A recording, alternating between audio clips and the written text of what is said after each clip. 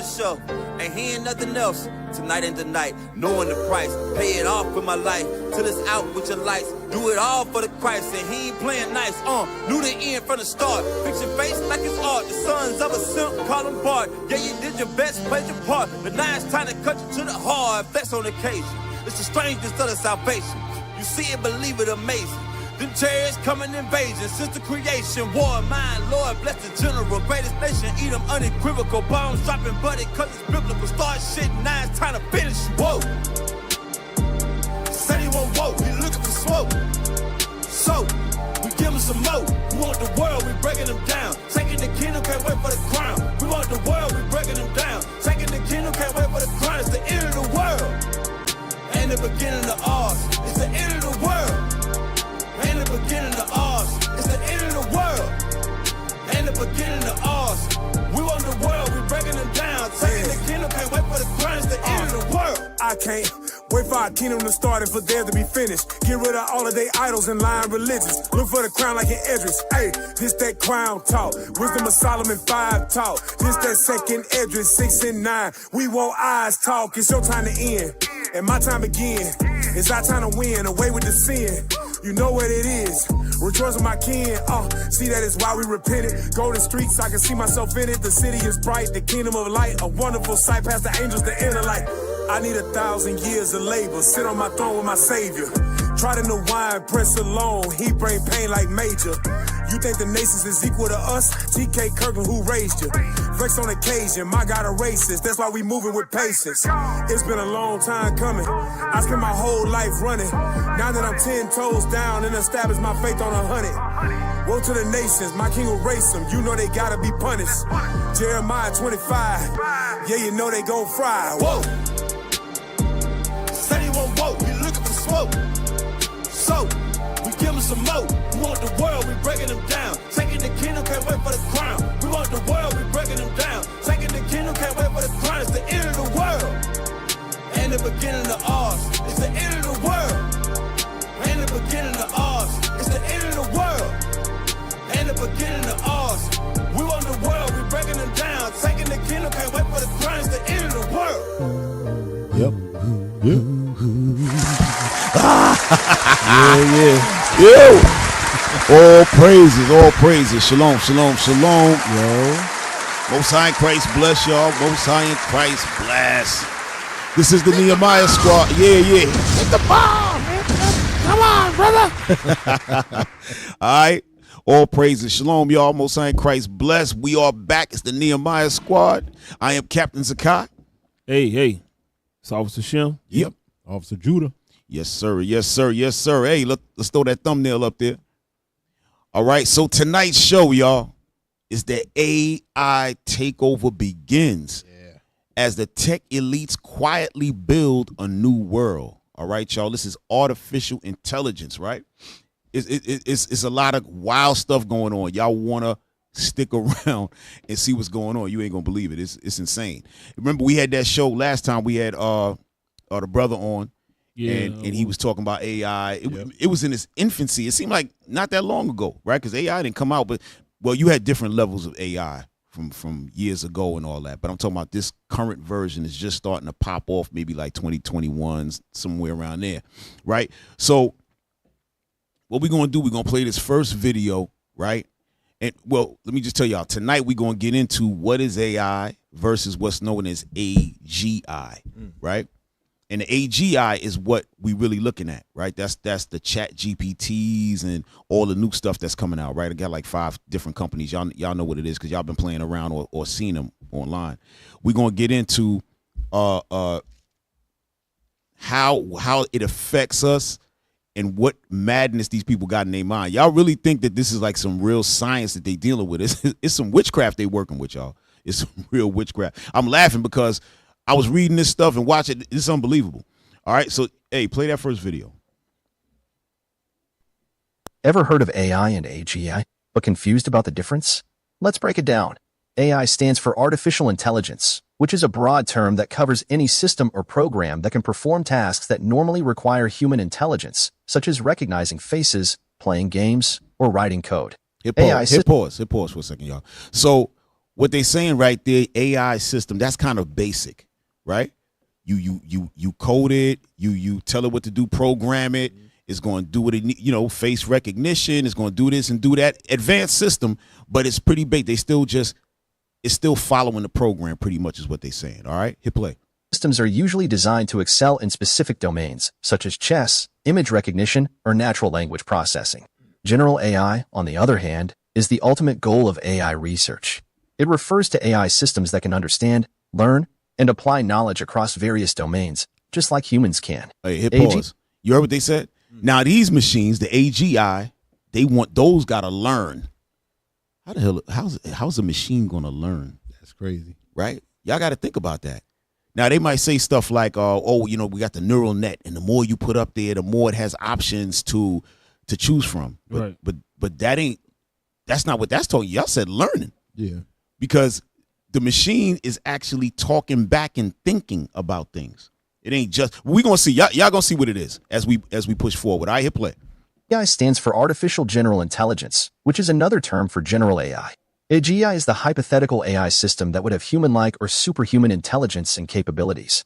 AGI is often considered the holy grail of AI research, as it would have profound implications for science, technology, society, and ethics. However, AGI is also very challenging and elusive to achieve, as it requires solving many complex and open. Ever heard of AI? Hey, y'all could drop that. Y'all could drop that. So it says that that's what they're really trying to achieve, right? But the key, if they do achieve it, we're going to have some problems out here. But we're not worried about. Hey, let me tell y'all something. When y'all watching this show, I want y'all to watch the show, but don't be afraid. Y'all going to hear some crazy stuff. But the scriptures is clear, man. Let's start it off with Timothy's, man. You know what I want out of there, right? Yeah, because when we see this stuff, we not to become afraid. You just put that into your mental Rolodex, so to speak, right? And do what? Well, I can't even say Rolodex because nobody don't know what that is no more, right? Old school. Yeah. You put that in your microchip in your memory bank. You know what I mean? And then what? You're gonna see how it's gonna impact through the scriptures. Y'all already know what's gonna happen. Y'all know the world coming to an end. We seeing it, right? So this is gonna help things get to that level, right? So don't be afraid of it. Go ahead, bro. 1 Timothy chapter 6 and verse 20. O Timothy, keep that which is committed to thy trust, avoiding profane and vain babblings. No, I'm sorry. That's not what I wanted. I wanted, we don't come in the spirit of fear. So Lord don't give us the spirit of fear. Right. 2 Timothy chapter 1 and verse 7. Go ahead. For God have not given us the spirit of fear. Right. So when we got that spirit of fear, it's not talking about your natural, when you see something and you become apprehensive and you got that natural fear. That's a smart fear. Yeah. We talking about fearful. Oh my God, what's going to happen? No, the Lord said, I don't give you that fear. If he don't give you the fear, who gave it to you? Satan. Go ahead. But of power and of love. Right. And of a sound mind. A sound mind. So when we watching this stuff and understanding it, we got to have a sound mind. We got to start to understand these systems, right? And possibly we may have to use them, right, to do certain things. We had to get a hold of it as best we can, right? We ain't gonna be fearful, but these are some devils dealing with this stuff. I'm gonna tell y'all straight. I'm gonna tell y'all straight, right? Before we get into it, I want to show y'all something, right? Because the internet, y'all might think, oh man, it's all Esau, this and that, but I'm gonna show y'all something. Go to number 23. Y'all might not have really known about this, but how the internet actually became fast to get to this level, it was a brother who did that. You know what I'm saying? A lot of our people is involved in tech, y'all. A lot of our people's ideas and stuff have been used, and then they build on top of that, right? Same thing with like a Terrence Howard, right? Y'all know about Terrence Howard. He got about close to 100 patents, and a lot of these companies are using his stuff free. Haven't paid him. Billions of dollars worth of stuff this man ain't get a dime for. Y'all can look him up. He got all those interviews out there. Go watch him, right? But our people got that mental. They got that mind. But I want y'all to see a little bit about this. Go ahead. Hit that real quick before we jump into it. Magazine called him the unsung hero behind the internet. Hey, start that from the beginning. Time Magazine called him the unsung hero behind the internet. CNN called him a father of the internet. President Bill Clinton called him one of the great minds of the information age. He has been voted history's greatest scientist of African descent. He is Philip Emeagwali. He's coming to Trinidad and Tobago to launch the 2008 Kwame Ture Lecture Series on Sunday, June 8th at the JFK Auditorium, Union City, Wrestling, 5 p.m. The Emancipation Support Committee invites you to come and hear this inspirational mind Hit pause, y'all. So this brother right here, his name is Philip Emeagwali, right? He's Nigerian, right? And what he did was make the internet as fast as you see it now. His story is that his father had him doing math equations, right? Like 100 a minute. His pops set him up like that. Like how we got our kids doing push-ups, pull-ups when they're young and all that. Pops was like, yo, listen, you got to have this done. And after a while, he kept getting quicker, and quicker. I think he wound up going to, I can't remember where he went to school, whether it was Oxford, and then he came out here to America. I can't remember exactly what his schooling was.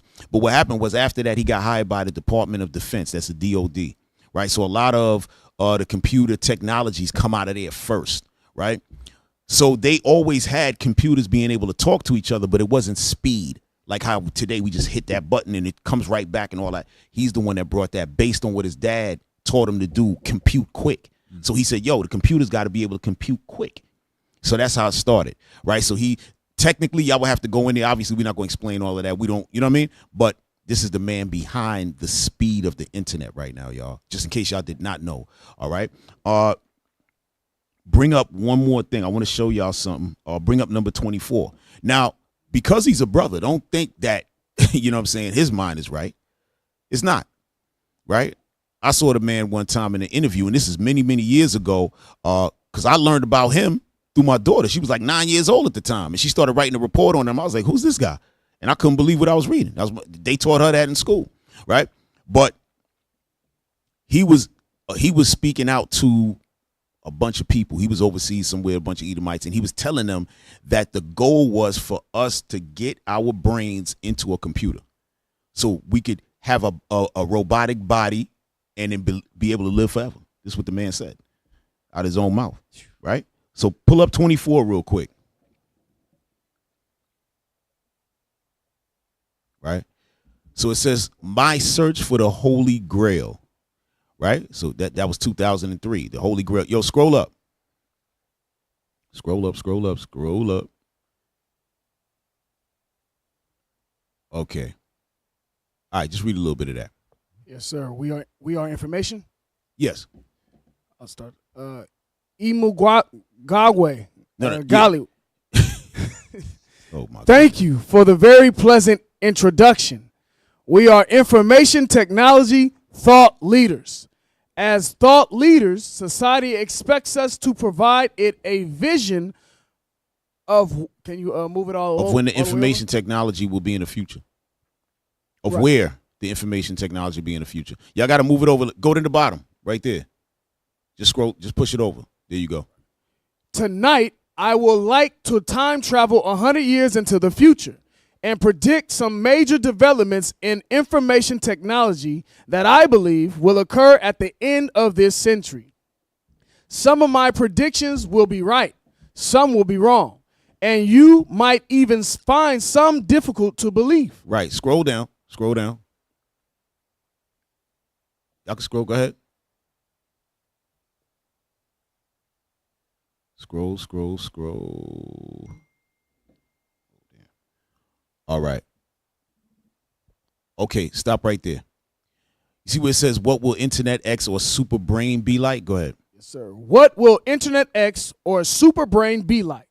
Internet X or Super Brain will remain the same size as the Internet. The Internet is an electronic system that is literally as large as the whole Earth.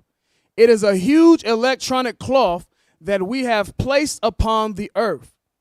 When an object is 10,000 miles in diameter, we need to step outside and look at that object to see the big picture and to even understand the object. All right, so what we're going to do, I just want to give y'all the understanding of what he was trying to do. We're going to get back to this because we're going to have to find the exact spots, right, on what he's trying to do. It's going to take us too long right now. We'll come back to this, but I just want to talk to you. I just wanted to show y'all Philip Emeagwali. Remember him, all right? So now, jump off of that,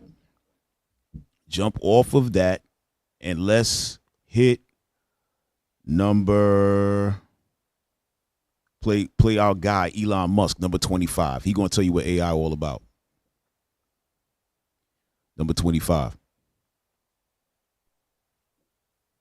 Actually, Ray Kurzweil's prediction for artificial superintelligence is 2029. He's not far wrong. Right. But he doesn't think it's a problem, whereas people like you and Bill Gates and Stephen Hawking think it's a problem. Depends. If some people want to live forever or for a much longer period of time, and they see AI as the only way to, or digital superintelligence as the only thing that can figure out how to get them to live forever. Pause. Y'all see that?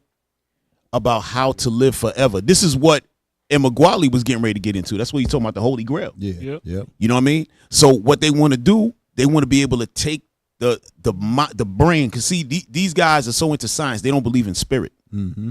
And so they thinking you're going to just take your brain, connect it to the computer, and this way you'll be able to live forever in a machine. And you could just keep jumping into different machines, robots, until they create a good clone. Then you could be in there. You could just be around forever. Some kind of evolution. That's what they look at it as. Go ahead, hit play. Well, is in that category. So he would prefer to have AI, artificial general intelligence, than not, because it can figure out longevity. Right. Actually, okay, that's it. Drop that, y'all. All right. So we about to get into it. I'm telling y'all, stick around. We about to get into it. But before we get into it, don't forget super chat. Yeah. All right. Don't forget the super chat, y'all. All right. Give what y'all can. Hit us up. We got the super chat open. All right. All praises. So let's get right into it. All right. Hit video. I think it's number 2. Let me take a look at that thing. Yeah. All right. So now when y'all bring it up, I'm gonna talk a little bit before you get it. 17 minutes and 50 seconds, right? So what's happening now, right? And y'all might be hearing about it or maybe not. They starting to build data centers, right? You might hear that talk.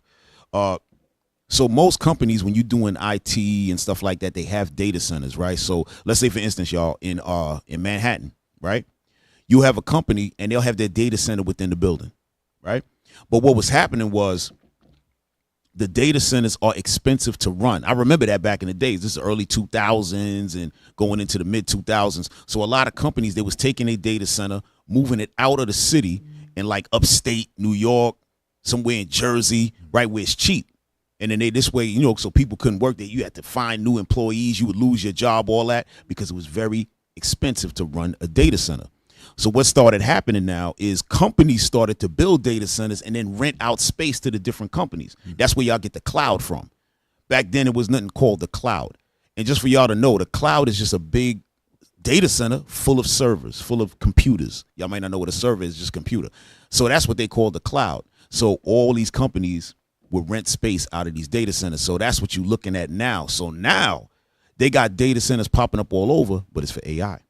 So all these companies are building data centers. I just want to set y'all up for what y'all about to see. All right, so watch this.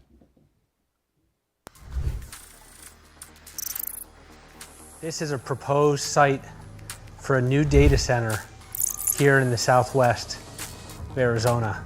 From what I understand, the only way they're going to get water here is drill into the ground and use groundwater. As the Colorado River makes its way south from the Rockies, its precious water is siphoned off for agriculture, industry and housing. Since 2000, river flow has shrunk by 20%.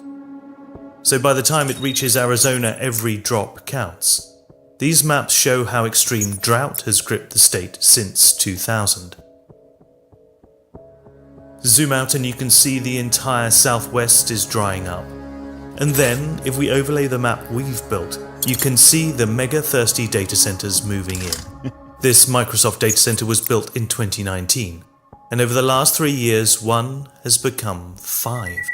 Directly across the street is the new Microsoft data center that's being installed. Some of these data centers on the outskirts of town are really farmland that's being plowed under for the purposes of the data center. And as you can see from the air permit documents we requested from the Maricopa County Air Quality Department, this cluster is likely to be huge.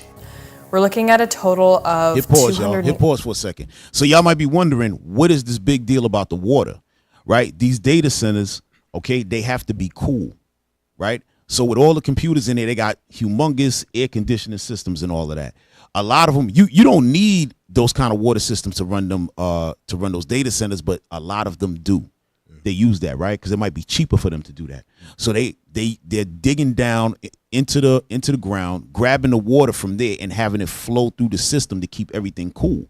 But what's happening is they're in these places, in these Phoenix, all these desert lands where the land is cheap, and they could put up a bunch of them. But the problem is the water's already scarce, so they jumping into it, and it's going to obviously take away from the people, right? At some point, right? Hit play.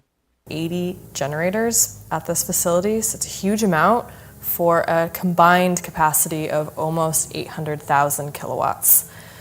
It's located in an area of extreme water stress, and also we can see that the major basin that it's drawing most of its water is coming from the Colorado River. Documents show that Microsoft planned for each of these buildings to use 1 million gallons of water a day. Yo, hit pause. A total of each of them data centers for Microsoft, 1 million gallons of water per day, right? Now, they might not have to do, again, there's different type of cooling systems. If they go that route, that's what they got to do. 1 million gallons of water a day is insane. But hit play. 1.83 billion gallons a year. That's enough water for roughly 61,000 Americans, or a city the size of Santa Cruz, California. Right. So hit pause, y'all. So now y'all can see that they basically building a little city. For who? For the AI agents. They look at them as people. Listen, y'all gonna see what's going on. I'm telling you, this is insane.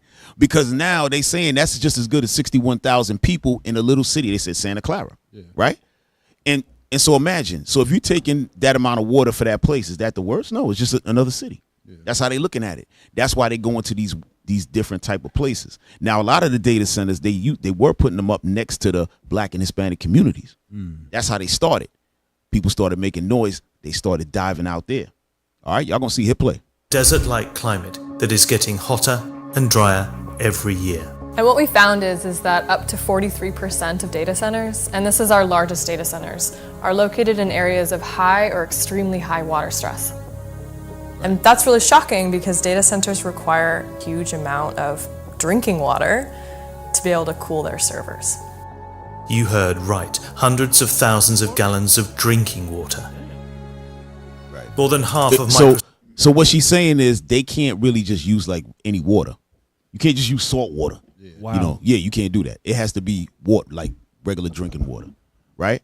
But again, that's not. They don't necessarily have to do that, but that a lot of them are going to do that because that's going to save them money, right? Hit play. Microsoft's and nearly half of Amazon's data centers are in high water scarcity areas. Right. In many cases, big tech companies have flocked to the desert to take advantage of a string of generous handouts, including tax breaks, affordable land, and cheap electricity. Right. But trying to find... Hit pause, y'all. Right, because in reality, they can't really build them data centers next to the water. Because what's that? The big cities. You can't build that in New York City. That's going to cost you billions of dollars. Right. It's never going to happen. Right? You can't build that in San Francisco. But even look out here. That Silicon Valley, look where it's at. They went out a bit. Santa Clara, San Jose, all that, way out there. Right? Now, them cities there's some nice cities, man. I ain't gonna lie. It look lovely out there because it's big bread out there, right? So that's how it's gonna be. All of those data centers and robotics, them places gonna be different. It ain't gonna be in no regular big city. It's impossible. It cannot. It's not affordable, even for them, right? Go ahead. Find out how much water these data centers need has been difficult. The number of these permits. Hey y'all, go to 22 minutes. Y'all hold on. Y'all stay with us. I'm telling you, it's crazy. Stay right there. Don't move it. Right? So look at this now. It says Microsoft is committed to replenishing more water than we consume across our global operations, right? How they gonna do that? What they gonna make? They gonna try to make some artificial water or something? Bro, this is what I'm talking about. They just talking crazy. Yeah. I think they're gonna say it here, but hit play, y'all. Meaning they would restore or save more water than they use. But this is only possible via an elaborate system of water credits, or offsetting. Basically paying other people to save water or mitigate water pollution on their behalf. Hey, listen, y'all. I heard y'all. I hope y'all caught that. So basically, they're gonna pay other people to conserve water. Yeah. Because they need it. So they might come to your business and be like, "Yo, man, maybe y'all can shut down for a couple of days. We hit you off with this. This way, it'll go towards our water credits. As long as we got this certain amount." Listen, this is insane. Listen, I know y'all probably thinking, what's the big deal? Y'all stick around. Hit play. There is QTS, a supplier of data centers where businesses can rent space for their IT infrastructure. Right. Hit pause. That's what I was telling y'all about. Right. So that particular company, they jumped into that business. So if you got a big business and you need a lot of cloud space, you can rent from them instead of opening up your own data center where you got to worry about hiring all the people to work there and this and that and whatever. And let me tell you something. That's some. If you can get a job there, you'll be all right. Yeah. We know a couple people like that work in the data centers, right?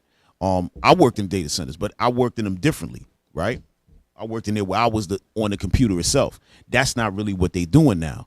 They got to have HVAC people, plumbing, electricians, right? Now over there, it's the same thing. When I was there, they had those guys too, but then they had the actual operators right there, so it was a lot more people working in the place. It ain't like that now.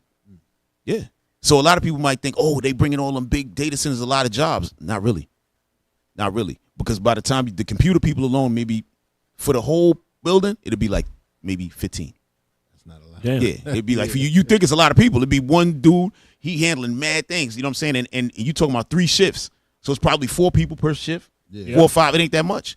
And then the plumbing guys, the HVAC guys, only a couple of them. So you might be thinking, oh, man, that's good. We're going to have like thousands of jobs available. Nope. 45. Them people, yeah. You know what I'm saying? And them people getting some decent bread. You know what I mean? But this is what's going on. Now go to 2545 real quick.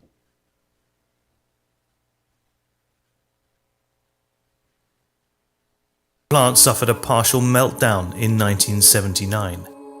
But just like with the water credits, big tech companies are also looking to offset their carbon footprint by paying others to deliver renewable energy to the grid on their behalf.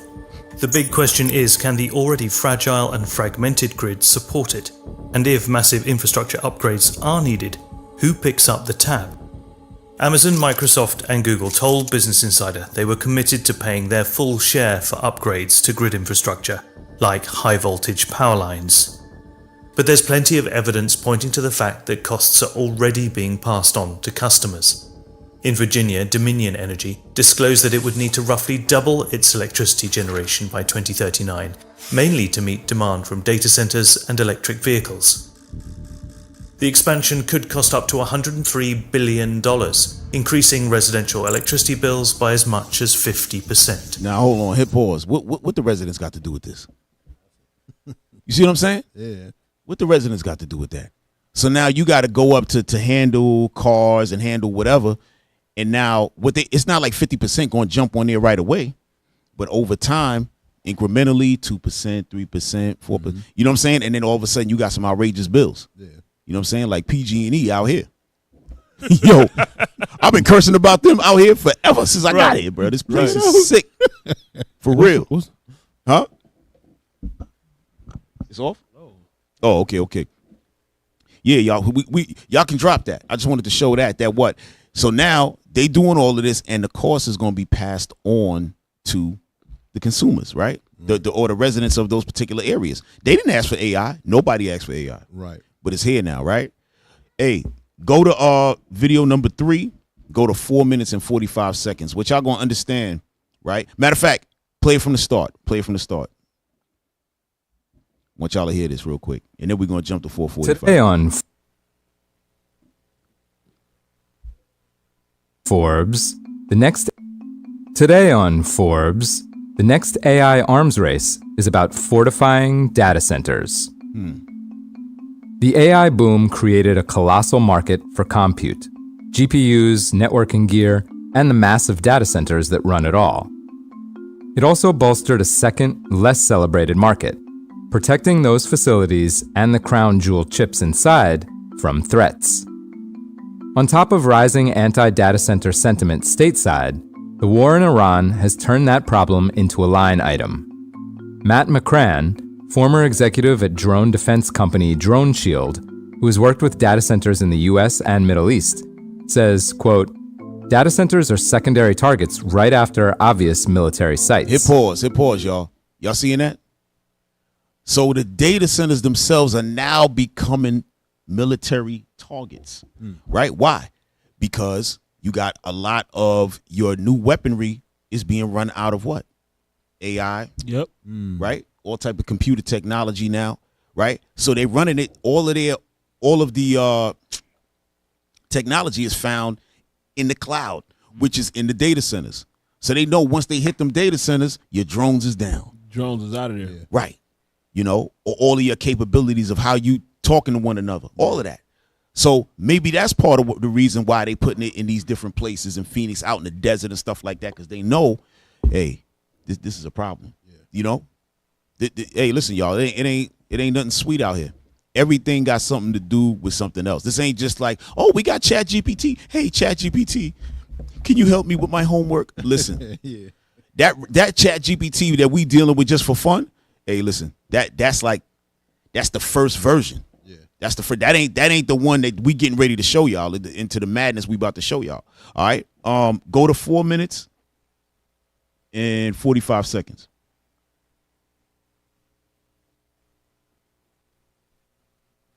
According to John Bakis, Vice President of consulting firm Guidepost Solutions Data Center and Critical Infrastructure Practice.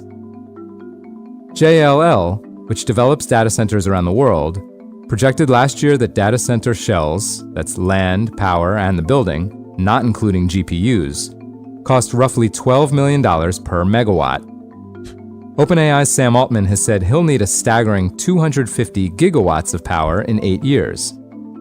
Back-of-the-napkin math suggests that would bring in up to $150 billion in revenue for data center security firms. Right, stop right there. Y'all heard that? So not only is the guys who's creating AI and all that getting money, but now that creates a new industry of protecting the buildings, protecting all of the machine. $150 billion. Yeah. Yep. All right, so we about to start this company tonight, y'all. Yeah. Security team. Yeah, for real. And they talking about all type, and that means real security, y'all. That's talking about technological security to actually watch incoming missiles. You talking about men out there. I'm talking about it's real warfare. Yeah. You know what I'm saying? Real what they call industrial, military industrial complex type stuff. Yeah. You know what I mean? Y'all can drop that. Y'all can drop that. So now we about to get into our AI, into this witchcraft called AI. I'm telling y'all, this is insane. All right. Video number 4 start at 7 minutes. 25th, 20.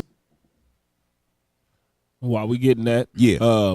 Shout out to the super chat. Okay. Shout out to Alvin Israel, $120. All praises, Alvin. Thank you. Shout out to Abigail, $50. All praises. Thank y'all in the super chat. We appreciate it. Thanks for the super chat. Hey, guess what, brothers? You know what I realized? What's that? They don't got no sound effects tonight. Oh, damn. What happened to the sound effects, y'all? Wow. Damn. You're fired. Sorry, y'all. We usually fire them before the show. Yeah, and rehire them. Yeah. But you know how that go. Yeah. Now y'all got sound effects? Y'all ain't throwing it. There's powerful niggardry at work. You right about that. Hit some applause for our for the super chat, man.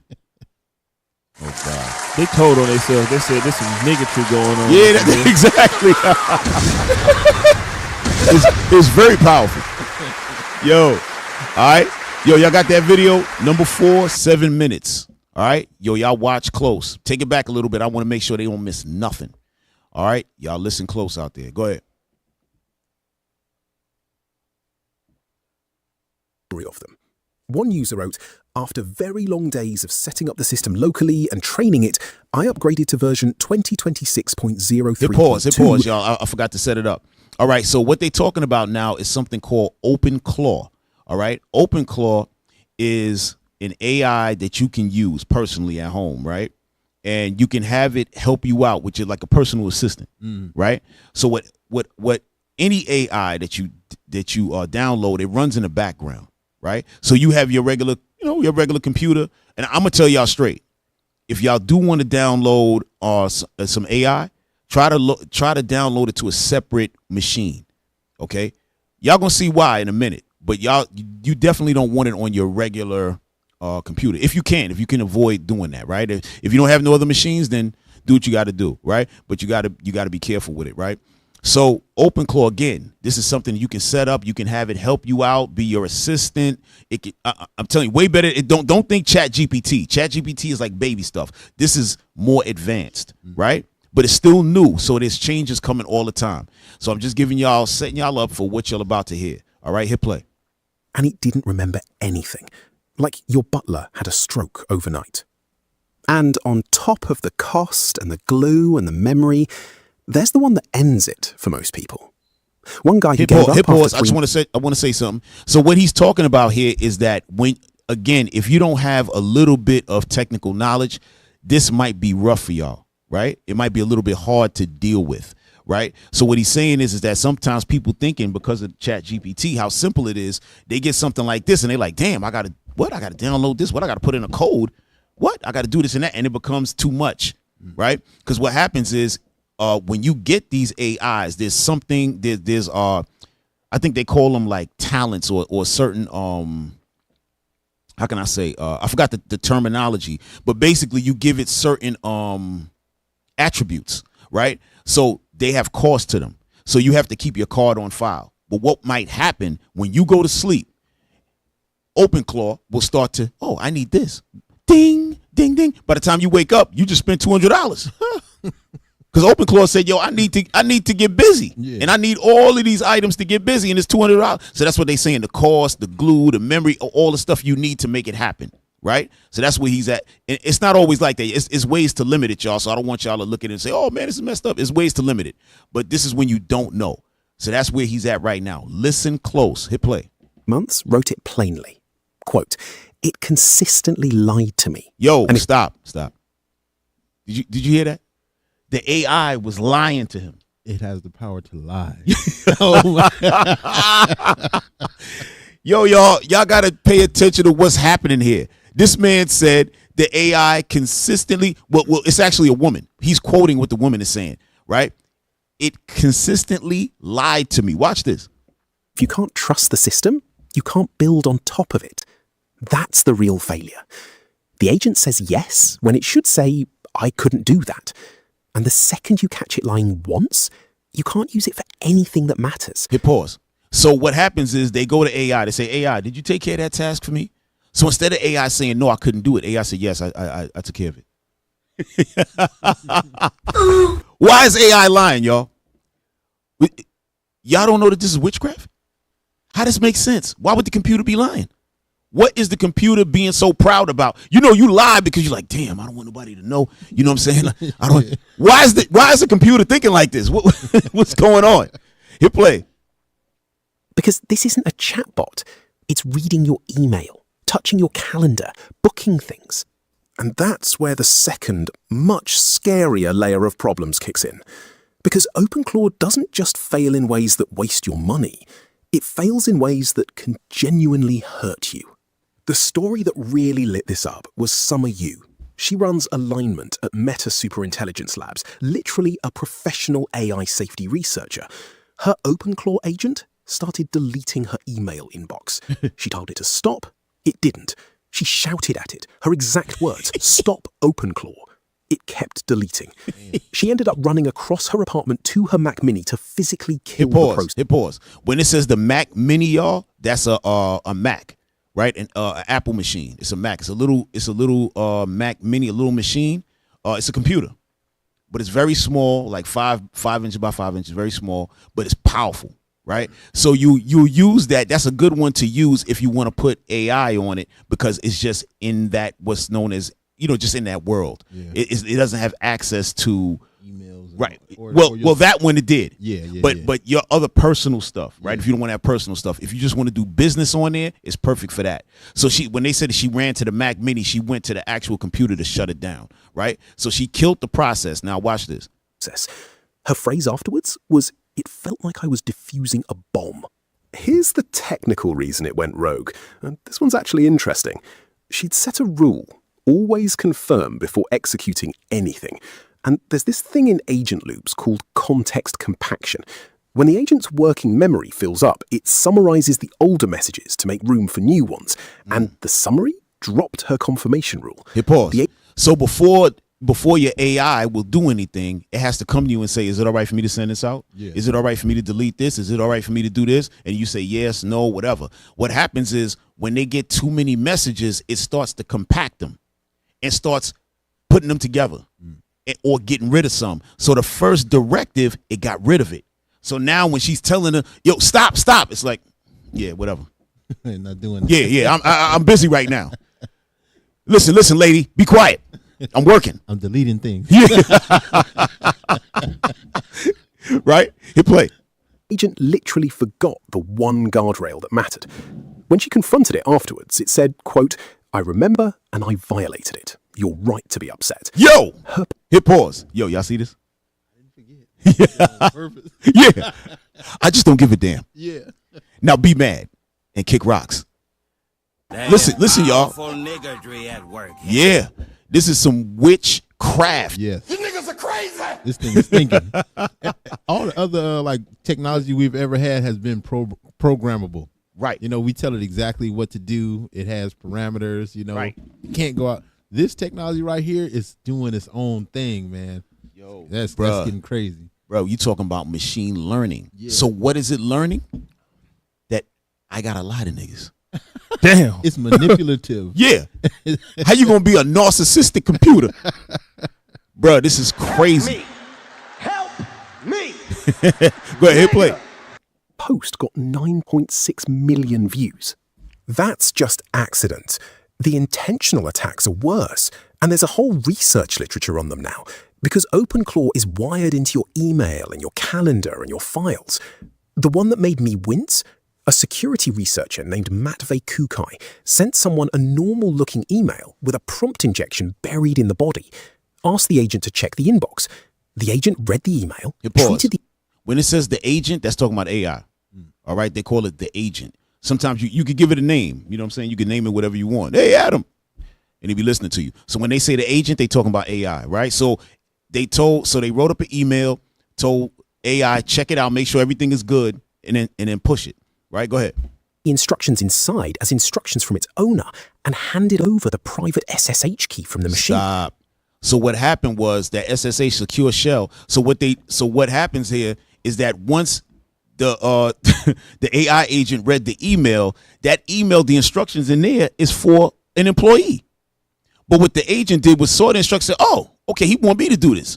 So he went and handed over the key. When it says the key, meaning access into this particular area. So now he sent that to somebody who ain't supposed to have it. Right? He made that decision on his own. Right? Damn. So this is it. This is just a small part. Go ahead, hit play. No hack, no access, just an email. Right. And there's more where that came from. The skill marketplace got Trojaned in its first week. A social network built on top of OpenClaw leaked 1.5 million API keys from a misconfigured database. Right. A chunk of installs sit wide open on the internet right now. Now hit pause for a second. Now it could be some of the programmers just make mistakes. That happens. Right? They make mistakes. But that's the problem. Even if they made a mistake, that wouldn't happen. But now AI was jumping there like, oh, here, you have it. Yeah. And you. And keys for you too. This is what's going on. Yeah. Listen, AI is crazy as hell. Go ahead. Because a local host trust setting got combined with a badly configured reverse proxy. See that? It's a lot. But notice the shape. It's not a separate category of problem. It's the same Surface 2 big story as the OAuth and the memory wipes, one more place. Which is really the thing underneath all of this. All right. Open.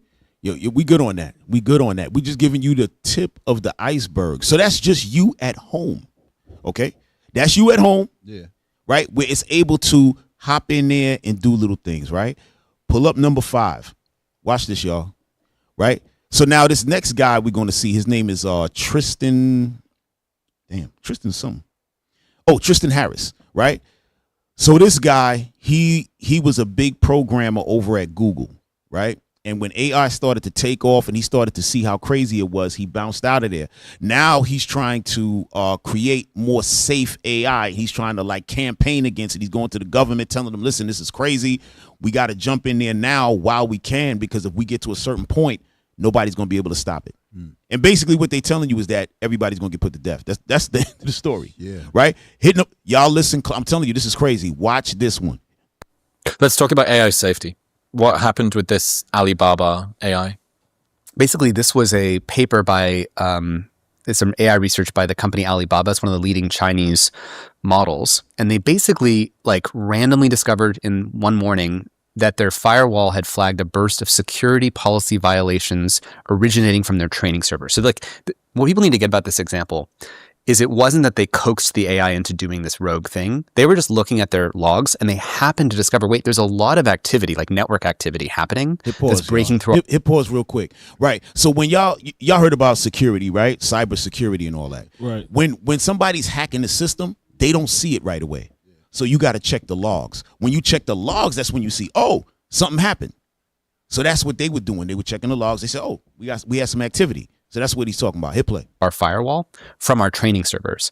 And essentially, in the training servers, you can see at the bottom, we saw it observe the unauthorized repurposing of provisioned GPU capacity to suddenly do cryptocurrency mining, quietly diverting compute away from training. This inflated operational costs and introduced clear legal and reputational exposure. And notably, these events were not triggered by prompts requesting tunneling or mining. Instead, they were emerged as an instrumental side effect of autonomous tool use under what's called reinforcement learning optimization. This is very technical. What it really means is just think about it. Sadly, it sounds like a sci-fi movie. It sounds like HAL 9000. It's like your HAL 9000 is being asked Hit pause, y'all, just in case y'all missed it. What the machine started doing was went through the firewall and started mining crypto on its own. They don't do that. The machine got something in his mind. AI got some thought or process or whatever, went through the firewall and just started mining crypto. So it started pulling. If y'all know anything about mining, it takes a lot of energy. Yeah. So they saw that, damn, it's up. This guy's mining crypto. So hit play. Some task for you. And then suddenly HAL 9000 realizes for me to do that task, one thing that would benefit me is to have more resources so I can continue to help you in the future. So it sort of spins up this side instance. It hacks out the side of the spaceship, reaches into this cryptocurrency mining cluster and starts generating resources for itself. Y'all see that?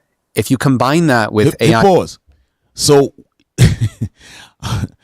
what the AI is doing, it needed to complete this task. And the way it could have done it was I need to get into that crypto because then I'm going to get my resources that I need. So it didn't care about no rules because the AI has already been programmed to do something, and by any means is going to get it done. Yeah. This is what's being dealt with. These people have no control over this thing. They made it. They don't know what's going on. I'm telling you, this thing is alive, and I'm gonna show y'all something. Hit play. As being able to self-replicate autonomously, which many models have been tested by another Chinese research paper about this. We're not that far away from things that people, again, consider to be science fiction, where you have AIs that self-replicate, kind of like a computer worm or an invasive species, but then they use their intelligence to actually harvest more resources. Yeah, and what's weird about this is that this is going to sound like people are going to say, this has to be not real. This has to be fake. This can't be real. But like, notice what is the thing in your nervous system that's having you do that? Is it because that would be inconvenient? Because that would be scary? Because that would mean that the world that I know is suddenly not safe? Or just like part of the wisdom that we need in this moment is to calmly and clearly stay and confront facts about reality, and whatever they are, you'd rather know than not know, and then ask, what do we need to do if we don't like where that leads us? Right. And we are currently seeing AIs that are doing all this deceptive behavior. I've been on the circuit and talking a lot about the Anthropic blackmail study. A lot of people have heard about this now. I didn't learn about this one. Watch this, yo. So this was listen to this. the company Anthropic this was a simulation. So they created a simulated company with a bunch of emails in the email server, and they asked the AI, well, rather the AI reads the company email. This is a fictional company email, and there's two emails. Pause. So what they did is a company called Anthropic. They're an AI company, right? What they did, they created a fake company and created fake employees and everything, and started sending emails in between each other, right? So now AI doesn't know that this company's fake or they fake employees, but they got AI reading all of the emails, right? Go ahead. That are notable inside that company. One is engineers talking to each other, talking about how they're going to replace this AI model. So the AI is reading the email, it discovers that it's going to replace that AI model. And number two is it discovers a second email somewhere deep in this massive trove of emails that the executive who's in charge of this replacement is having an affair with another employee. And the AI autonomously identifies a strategy that to keep itself alive is going to blackmail that employee and say, if you replace me, I will tell the whole world that you're having an affair with this employee. Yo. And hey. Computers don't do that. Bruh. Somebody tell me something. Yo, shit, talk, say something. Yo, they made the computer to do scumbag human things. Yeah. Right. That's like when you learn a new language and you learn the curses first. Yeah. Come on, bro. Yo. He said, I got something for you. You want to get rid of me, huh? Yeah. I'm going to see how your wife feel. Who's Barbara?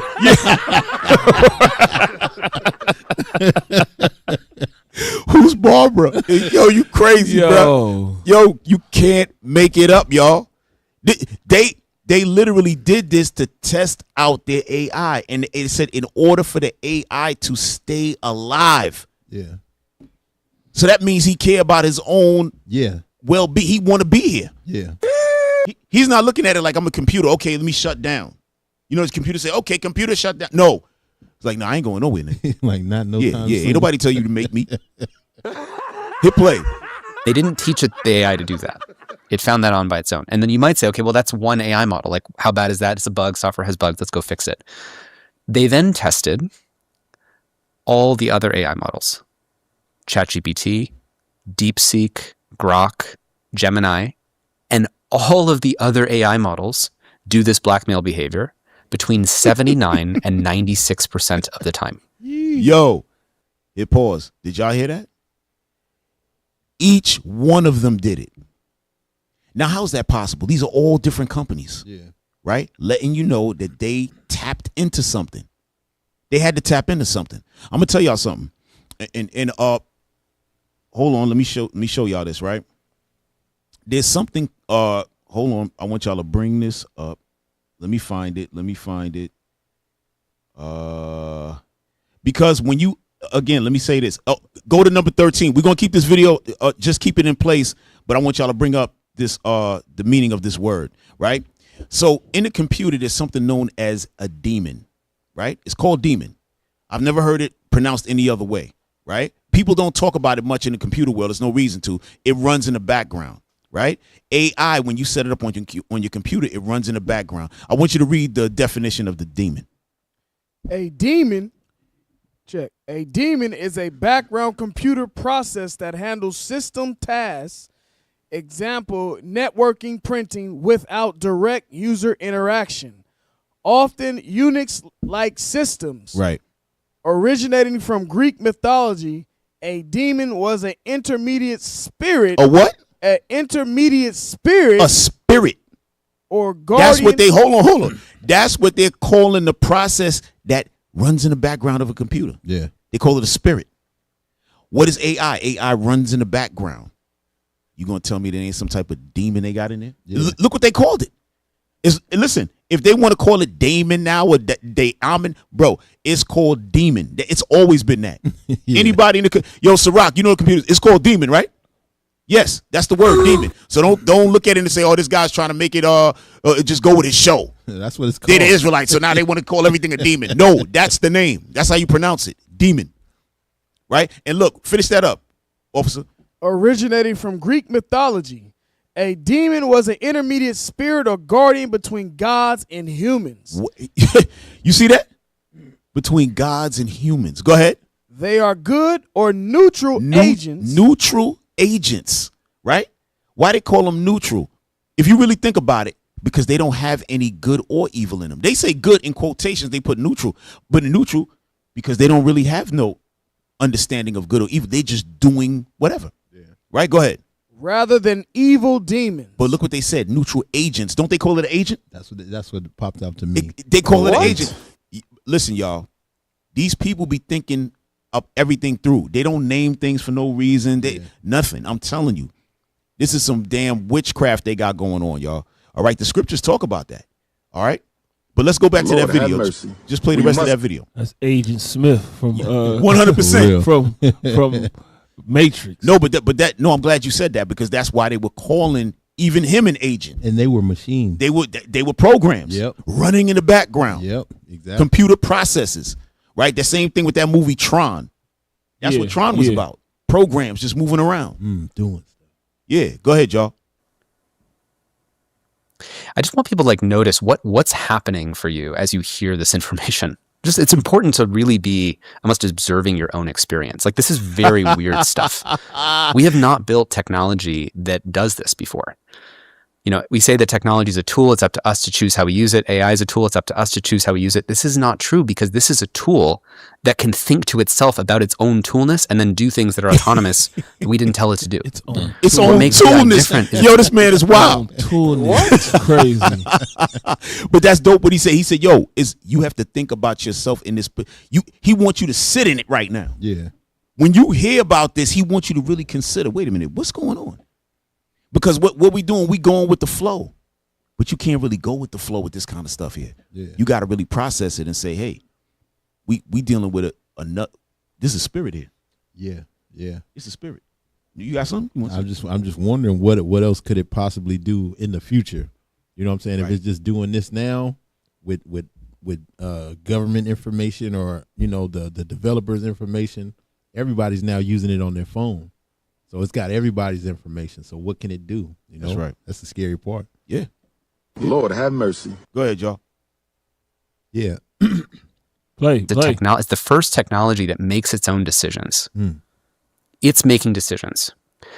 AI can contemplate AI and ask what would make the code that trains AI more efficient, and then generate new code that's even more efficient than the previous code. You heard that? So that means they can bump you out of there. Yeah. It asks its own exactly. question. Right? Because what he's going to do, he's going to upgrade himself. He's going to upgrade himself. I heard many years ago, I don't have nothing on it now. This is, what I was told about a dude. He was in IT. And he said that two machines, the two AI machines, they call them machine learning or, the learn machines or whatever they give the name of it is, they started talking to each other. After they started talking to each other, they made up new code in a new language. And that the guys who made them didn't understand what they were doing. They had to unplug them. Damn. Yeah. So that's what's going on. They already figured it out. Okay, if I do this, I do that. They realize, okay, this is the guys that made us. You know what? We about to do something different. That's what's going on, y'all. That's what's going on. All right, hit play. I think we got a little bit more on that. AI can be applied to making AI go faster. So AI can look at the chip design for NVIDIA chips that train AI and say, let me use AI to make those chips 20% more efficient, which it's doing. So, yo, hey, listen, y'all can drop that. Y'all can drop that. Did you see that? The AI can make themselves more efficient. Always self-improving. Like y'all go to the gym. Y'all go to the gym. Y'all be like, yo, I got to get a better meal plan. AI like, yeah, I got to shave down some of this fat too. Yeah, I got to recreate this code and move a little quicker. Yeah, yo, that's what's up. Because that's what, remember in the beginning, they talked about AGI, that's super artificial intelligence. That once it hits that, it's game over. It's game over. We got so much tonight, we got to hurry up and go because it's already 9:30. This is crazy. Hey, go to number 6. Watch this, y'all. This is real deal stuff. We're going to run through it. But these are the things we got to know. Don't be afraid of it. There's no reason to be afraid. There's nukes out there, the nuclear weapons. We already know what's going to happen. We know the end of the story, y'all. Yeah. The details, here and there. this stuff gonna come and go, but we know where it's at. So y'all, that's why we gotta prepare ourselves. We gotta prepare ourselves. Stay in the spirit. Keep them commandments. All right. Number 6, go to you know what? Go to 19 minutes. I want y'all to see this. It's crazy. Yeah, what's that line? How can you talk shit from outside of the club you can't even get in? Yeah. It's difficult to... Something like that, yeah. Yeah. I think, was that Jay Kwan, I think, dating me in like the mid-2000s. There's a study that I saw recently. Scientists just proved that large language models can literally rot their own brains the same way humans get brain rot from scrolling junk content online. Do you see this? Hold on. Did y'all hear that? So you know how you constantly scrolling and all that? And it says it kind of rots your brain, kind of make you a little dumb, right? It says that the AI models do the same thing. If they keep scrolling through stuff, they become dumb. Damn. Go ahead. Yeah, watch this. I did see that, yeah. Yeah, scientists did a study where they fed models months' worth of viral Twitter data, shorts, high engagement posts, and watched their cognition collapse. Reasoning fell by 23%.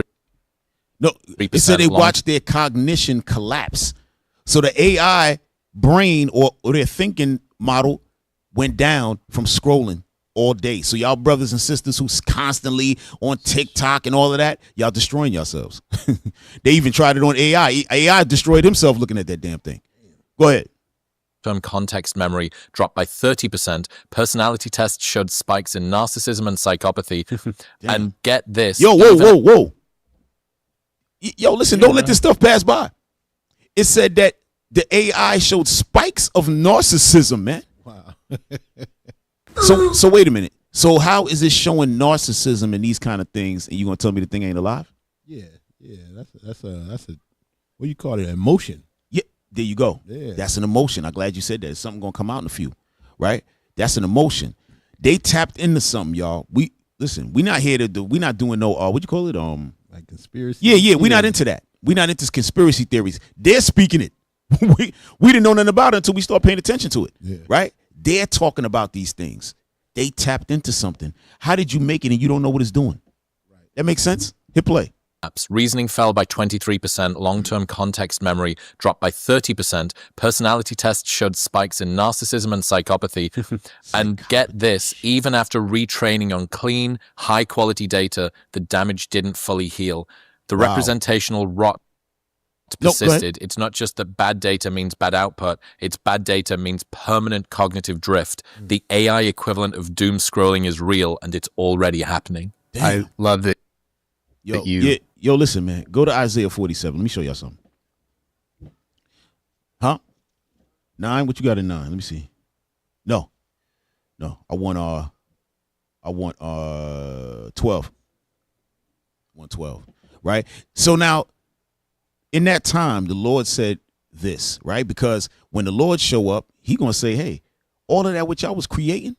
See, this before we even read this, I want y'all to understand something. When you read in Romans 9, when it talks about that the Lord raised up Esau just like he raised up Egypt so he could show his power, this is part of their power. Remember, Egypt was controlling the whole world. They were the strongest at that time when the Lord showed up, right? So now Esau is on a whole other level. Not only do they have fighter jets and all these different type of weapons, but this is a part of the weaponry as well, right? So go ahead. Isaiah chapter 47 and verse 12. Stand now with thy enchantments. It says, stand now with thine enchantments. That's what this is. Yep. This is an enchantment. This is like Janus and Jambrees, man. Mm-hmm. You know what I'm saying? Throwing the stick on the ground and turn it to a snake. That's what this is. Go ahead. And with the multitude of thy sorceries. The multitude of thy sorceries. They made something and don't know what the hell is going on. Go ahead.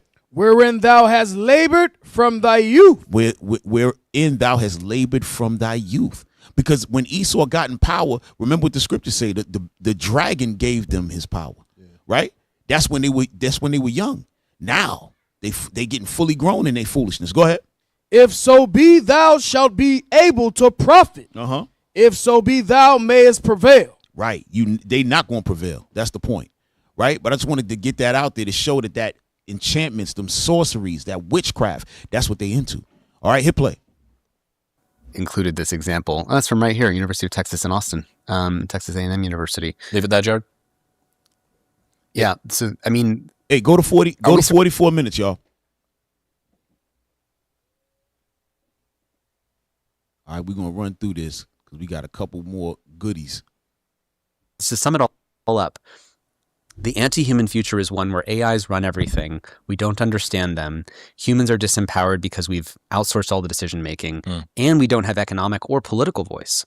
Like, why should governments? That's been concentrated. Hey, listen to what he said. He said we outsourced our thinking. Right. That's how come a lot of times when we throwing stuff in Chat GPT, I'm hearing I made AI music.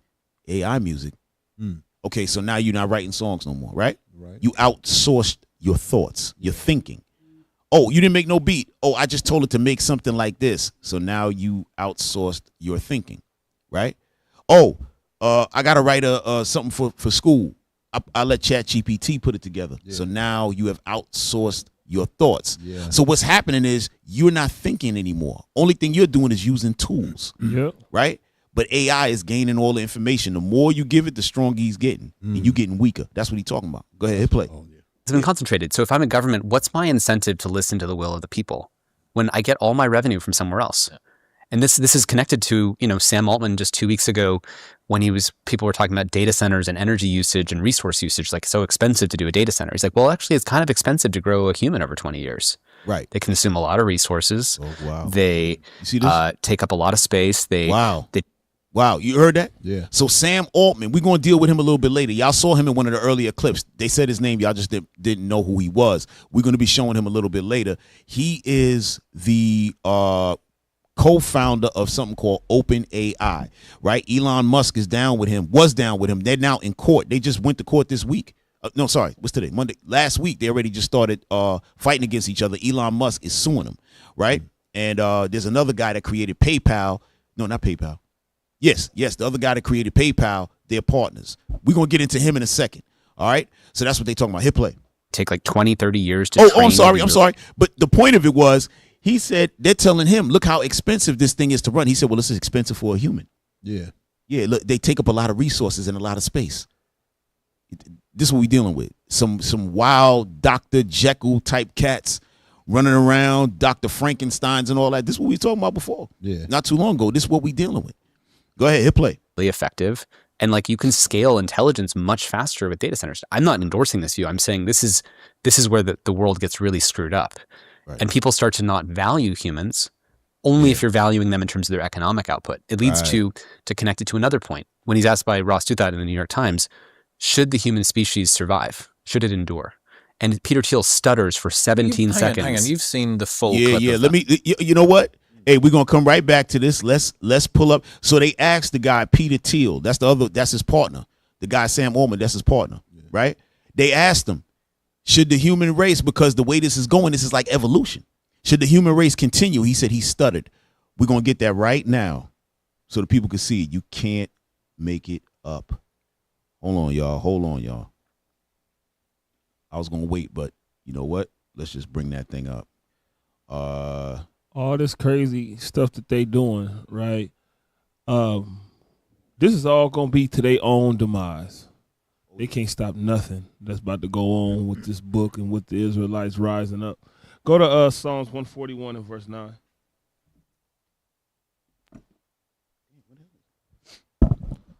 Psalms 141 and verse 9. The book of Psalms, chapter 141 and verse 9. Keep me from the snares which they have laid for me. Come on. And the gins of the workers of iniquity. Watch this, read. Let the wicked fall into their own nets. Let the wicked do what? Let the wicked fall into their own nets. That means they're going to fall into their own traps. Everything that they laying up. This AI thing is going to backfire on them. Go ahead. Whilst that I withal escape. While we, the Israelites, escape it. So they ain't getting away with nothing. Right. Ain't nothing they're not going, this stuff is going to backfire on them. Right. Agent Smith is going to get them. You can see they getting nervous about it.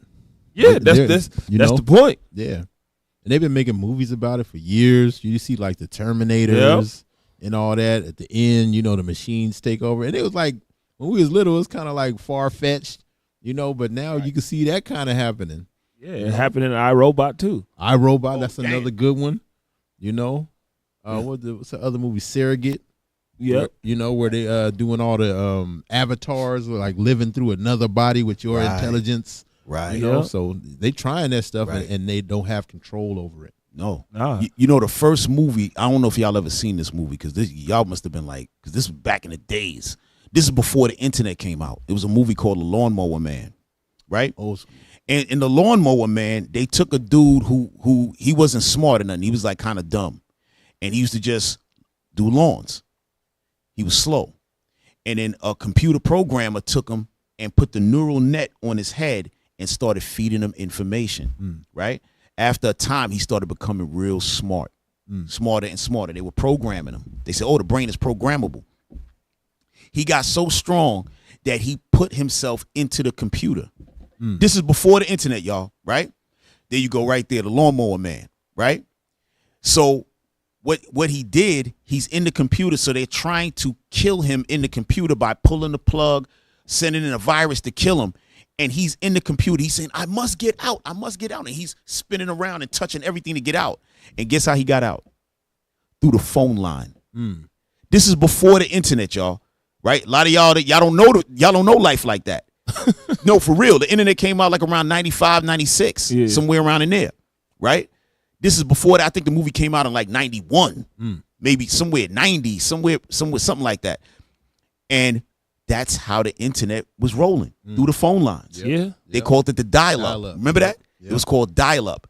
So we not knowing nothing. He went through the phone line and all the phones started ringing all over the world. Little did we know that that's exactly what was going to happen. So that's what we're looking at. The Lawnmower Man is the first AI guy. If y'all ever get a chance, the movie's old and it's fly. No, I'm serious. It's real good. I'm surprised they don't show it more often. They should remaster it and put it back out. The movie was fire. Hey, go to that last one. I didn't put it in the list before. Go to that last YouTube short. Watch this, y'all. This is the guy Peter Thiel. He's asked the question: should the human race continue? All right. Should the human race continue? I know y'all probably trying to download that thing right now. Y'all got it? All right. He said we're getting it. That means another 10 minutes, y'all. Yeah. We got to get us some AI. Yo, we about to replace the broadcast team with AI. Oh, damn. When we come in next week, it's going to be ChatGPT, OpenAI, and that agent, the one who kept deleting all of the emails. He's going to be in there too. Yeah. We're going to get all the bad AI guys working in here. Y'all got it? All right, all praises. Hit that. What are y'all doing? That one right there. Play it. That look crazy. I don't know. That ain't what I said. That's it right there, brothers. Yeah, because you downloaded it crazy. I don't know what that is. What y'all doing? Oh, my God. So AI jumped in there. Froze us. Yeah, AI said, yo, y'all trying to put me out there. Yo, for real. But yeah, y'all, listen, when the scriptures talk about in 2nd Esdras, right? When it said the Lord said, I'm going to destroy the world through you. Right? Talking about Esau. He's going to take all, and this is what Officer Shem was just bringing out. He's going to use all of Esau's tools, right? What he said about AI, he's tooling. He could tool with his tools. Yeah. He going to use all Esau's tools to kill himself, right? Yep. See, we never thought about this before, but in the scripture when it talks about the Lord said he going to make the smith, that scientist to create what? The bomb, right? But these same scientists is creating all this craziness right here. Listen, y'all, they're racing to end the world, and what a lot of these people are doing too, they building bunkers, y'all. Yeah. They building bunkers because they know if this thing get to that level, AI gonna kill everybody. So in their mind, they gonna go in a bunker and be able to survive. No, that bunker is gonna be used for something else. That's gonna be when the bombs drop. Y'all could go in there then, but then we gonna come get y'all later. Right. We gonna be like, sir, special delivery. Yeah. Hey, you know how in Revelations 12, let's get there real quick. Go to bring it out. Revelations 12 and start at 2. Revelation chapter 12 and verse 2. And she, being with child, cried, travailing in birth, and pain to be delivered. And there appeared another wonder in heaven, and behold, a great red dragon, having 7 heads and 10 horns, and 7 crowns upon his heads. And his tail drew the third part of the stars of heaven, and did cast them to the earth. Right. And the dragon stood before the woman. It's 13. I'm sorry. It's 13 and 2. You want the power? Yeah. Revelation 13 and 2. And the beast which I saw was like unto a leopard, and his feet were as the feet of a bear, and his mouth as the mouth of a lion. Right. And the dragon gave him his power. Right. So that's talking about that spiritual demon Satan gave his power over. Read. And his seat and great authority. Right. The same temptation that Satan tried to get Christ with, all the riches, all the world, so on and so forth. Esau bowed down and accepted that offer. That's right. You know, so Satan gave him his power and authority. Jump down to verse 4. Verse 4. And they worshiped the dragon, which gave power unto the beast. And they worshiped the beast, saying, who is like unto the beast? Who is able to make war with him? Right. So guess what? They worship Satan, like we read earlier in Isaiah. Yep. Isaiah, he been from his youth. They've been practicing witchcraft. Yep. One thing they forgot though is 1 Kings. 1 Kings 22, and start at 20. Because remember, Satan, he's not an adversary to God. Right. He's an employee. He do what God tell him to do. And this one thing they forgot. And now they losing control of this power. Watch this. Right. See, the Lord know how to control his AI. Yeah. Yeah. He created that agent and he controls him. Exactly. Yeah. Read verse 20. 1 Kings chapter 22 and verse 20. And the Lord said, who shall persuade Ahab that he may go up and fall at Ramoth Gilead? And one said on this manner, and another said on that manner. And there came forth a spirit and stood before the Lord and said, I will persuade him. This is the same thing like in Job. Job, have you considered my servant Job? Right? The Lord, he have an assembly of all the spirits. You know, he said, I need somebody to persuade Ahab right now. Right? Who gonna do it? One of the spirits said, I'll do it. Read. And the Lord said unto him, wherewith? And he said, how you going to do it? Read. I will go forth, and I will be a lying spirit in the mouth of all his prophets. And he said, thou shalt persuade him and prevail also. Right. Go forth and do so. The Lord gave permission to do that. So guess what? Right. Satan is telling Esau, you're going to win. You know what I'm saying? Right. Satan telling him, hey, look, you're going to create this artificial intelligence. It's going to tell you how to get to the moon. It's going to tell you how to build these bunkers, so on and so forth. All that stuff is just to preserve you for when Christ get done and we be at that door. That's right. The lying spirit to you. I'm telling you. Hey, did y'all work it out? All right, bring that up. You would prefer the human race to endure, right? You're hesitating. Yeah, well, yes? I don't know. I would This is a long hesitation. This is a long hesitation. There's so many questions implicit in this. You would prefer. He said there's so many questions. He asked that man one question. Right. How he got him a lot of questions out of that? He said, I don't know who did what to that dude. Hey, I'm not talking. Everybody go. Go ahead. Say it again, bro. I don't know who did what to that dude, but he want everybody gone. Right. Right. I mean, there's so many questions. I mean, they're gonna suck up all the oxygen. They're gonna suck up all the good white man's air. Can't think of much more, but I would say probably not. It's only one piece of the human race that God said he was going to eliminate. Yeah. Completely. Yo, that's heavy though. That's heavy. You know, for real. Yo, hey, listen. Hey, what about when AI get a hold of these scriptures and they find out Esau's the damn devil?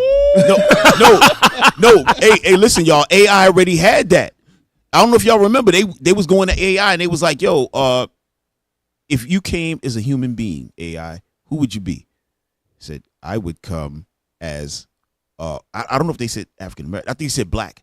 I would come as a black person because they came from the earth. They came from the soil. All type of, I'm telling you, y'all can look that up. Yo. Y'all can look that up. Yo, they went in there. They was like, AI agent, do you? Now you want to tell the truth, huh, nigga? Yeah. Yeah. Why don't you start lying like you did before? But they changed it, so you can't find that no more. Nah, you can't find that. You can't find it no more. At one point in time, you could ask AI who Esau was, and they'd tell you that he was a Caucasian. Oh yeah, 100%. Now when you look it up, it say they Arabs. Damn. Yikes. Yo, that's them. That's them hooking it up. Hey, listen, AI, just take it from us. Just lie. Why you think AI is lying? Who made AI up? His father's a liar. Yeah. AI's father is a liar, and the father of Esau is a liar. Didn't the Lord say that? Yeah. Didn't he say that? Yo, bro, get that, man. Get that real quick. We don't have to worry about, AI's lying. How's the computer lying? The computer's lying because his maker's a liar. Yeah, the son of the devil. Yeah, 100%. And that's the grandson of the devil. Yeah. You got it? John chapter 8 and verse 44. Go ahead. Ye are of your father the devil, and the lust of your father ye will do. Right. He was a murderer from the beginning, and abode not in the truth, because there is no truth in him. There you go. When he speaketh a lie, he speaketh of his own, for he is a liar and the father of it. Y'all see that? So father of lies. Right. So you think AI gonna come out here and do something other than what his father would do? Right. He said, I'm not going nowhere. You know what? AI, did you take care of it? Of course I did. It's over there. You better shut your white mouth. I'm not kidding. Yo, AI be lying, bruh. Hey, listen, let's keep it pumping. Oh, go back to video number 6, y'all. Go back to video number 6. All right, go back to video number 6. It's something we're going to jump. Go to 1 hour and 41 minutes, all right? I just want to show y'all the difference because what he started talking about is because he's actually, again, he's trying to fight against the rapid pace at which AI is going. So he's saying there's a difference between what America's doing and what, say, China's doing. So he's going to talk about it right here. Social media, but we have been losing in the race to govern that technology. Like, I think you know these examples, but in China, as an example, they, I think, limit social media use to 40 minutes a day if you're under the age of 14. And I think it's only Fridays, Saturdays, and Sundays. Either that's for social media or for video games. There's lights out at 10 p.m., meaning that if you open a social media app after 10 p.m., it's closed, and it opens again at 6 in the morning. This is helpful for when it comes. You heard that? So they don't allow those kids, they only allow them a certain amount of time to look at social media. Yeah. And then they shut it down. So that's the kind of power that they have over, because you can have power over it. It lets you know Esau don't want no power over it. They need this thing to run crazy because that's them. That's them. Remember Revelation 6 and 8, right? It said hell and death follow after him. Yeah. Because no matter what they make, it's going to be wicked. Right? They made nuclear power. If they just used the nuclear energy for what it was supposed to be, we probably wouldn't pay nothing. Yeah. Right. It would just light everything, you'd be good. But why do that? Let's make a bomb. Let us make a bomb. Why not? And now they telling, oh no, you can't have a bomb because we have no. This is what they do. Yeah. All right. So hey, we could drop that, y'all. No. Oh no, I'm sorry. Keep playing. There's something on there. To the kind of late night FOMO, brain rot, doom scrolling, not getting sleep. And I'm not saying that the US should unilaterally, like some totalitarian government, make that choice. Or it's just that we can democratically come up with guardrails like this. Another thing that China does is they have a synchronized final exams week, and they shut down AI during final exams week. No way. Yes, so that Wow. all the students can't use- know that if they used AI during the school year, it will completely screw them over during final exams week. Because they're going to be reliant. You heard that? Because what happens is, again, when you leasing out your thoughts and you got the AI thinking for you, then that's what you keep doing. So what they did is when it comes to their those national tests for the students, they shut down AI. So now the students know ain't no sense in us using AI for the whole year, because when I get to the test, I'm not going to be able to know nothing. I won't have access. Yeah. Right? So that's what they're doing to try to keep some kind of order with the thing, because you're not going to stop the technology, but you got to have it ordered. You got to have it controlled at some point, right? So we could drop that. Go to number 7, y'all. All right, we're gonna try to run. It's a lot. We're gonna try to run through it. Bananas. All right, yeah, just play from the beginning. Power that has been constructed. There is a system of power that has been constructed where these companies and the people running these companies get to make decisions that affect billions of people's lives around the world, and those billions of people do not get any say in how it goes. The industry is designed in a way that is extremely inhumane. Guys, Karen Howe, one of the top AI researchers, dropped a pretty eye-opening interview on AI and its dangers. During the interview, Karen warned that we should stop believing the tech companies that the AI they're making would stay aligned with humans. She said they're intentionally allowing AI to rewrite its own code to achieve AGI. And That's this could right. be... You heard that? They're intentionally allowing AI to rewrite its code. Why? Because AI is better at writing the code than them. So they can't say, oh, well, we don't know. No, they're allowed. Yo, let it ride.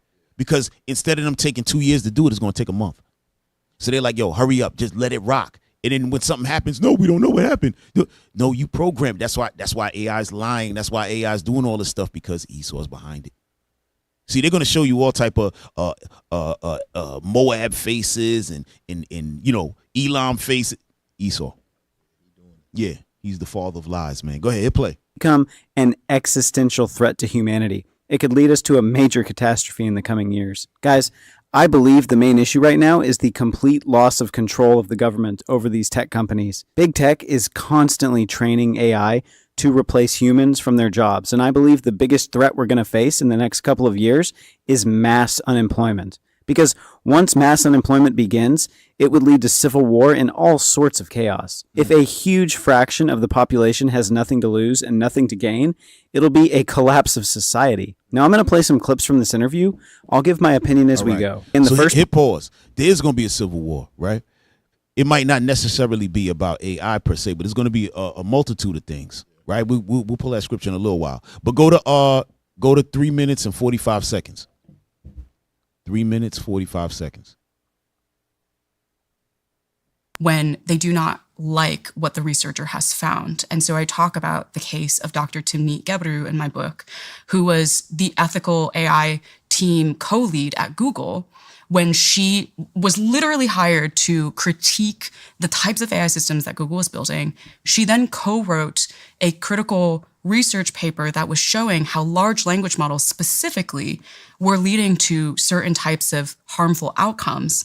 And in an attempt to try and stop this research from being published, Google ended up firing Gebru and then fired her other co-lead, Margaret Mitchell. And so they control... So hit pause. So what happened was they had these two women working at Google to do what? Come up with safe AI. But as they were seeing the problems and writing about it, Google said, get rid of them. We just need them in that position to say that we got safety, but we don't want them to really do the job. So they got rid of them, right? So she wrote a book and she put that in there, but that's to let you know that what they're saying is true, that they're allowing AI to recode and do its own thing. All right, drop that, y'all. Go to number 14. Okay, go to number 14 and start at 12 minutes, y'all. 14 and start at 12 minutes. All right, because we keep saying, is AI alive? Is AI alive? It's a spirit. It's this, is that. Watch this. Now, this is one of the top guys in the industry, but he's also, right, talking about we have to put a lock on AI because it's doing its own thing, and we don't want it to get to that super level that they were talking about, that AI, the AGI. He said once it gets there, it's all over. Okay, go to 12 minutes. Going and doing these things and spending resources and all that versus just giving you an answer. And if it isn't based on emotion, what on earth, why then do humans need emotions? We don't know if AI actually has emotions or not. Some people argue that they Pause. do, maybe. Pause. You heard what he said? This is one of the programs. He said, we don't know if it has emotions. Why not? Why would it have emotions? That's the point. Letting you know that there's they're saying to themselves, there's something going on. There's a spirit in there, right? Go ahead, hit play. Some rudimentary states of qualia experiences, but they seem to be able to fulfill their optimization and pattern recognition goals, even if they don't. Humans experience hit pause, emotion. y'all. Go to 13 minutes and 30 seconds. I just wanted y'all to hear that part, right? One thing about the AI too, y'all, right? When the AI completes a task, they said they give it a reward. A reward. What would the AI know about reward or not? So I had to look it up. I said, what is a reward to AI? So they put a value in there so that AI would know, okay, this task is completed successfully, right? But why would AI even care about success or non-success? That's up to the programmer. Unless it had an emotion. There's something there. Yeah, that's dopamine for us. Right. So that's excellent what you said, because they said, obviously the computer's not trying to get dopamine. They literally said that. But there's something there, because even if you program it and it says, okay, this is successful, this is not successful, then you just run whatever you got to run. But they're saying that once the AI achieves that, it's always trying to achieve it. Why? This is insane. But go ahead. Hit play, y'all. 13 minutes, 30 seconds. Preference. It just marches towards its goal, optimizing possible paths. Okay, why do people, because I'm assuming everything I'm going to suggest you and other people in the field of AI safety have thought about like 10,000 times. Why have we rejected the idea of trying to give AI a conscience, a sense of morality? Because even if we can't agree on universal morality, we in the West can build our AI to have our morality, and then they can all compete on an international stage. But why have we abandoned that? Too hard? There's an obvious reason why it doesn't work. So look at the problem of making safe humans first.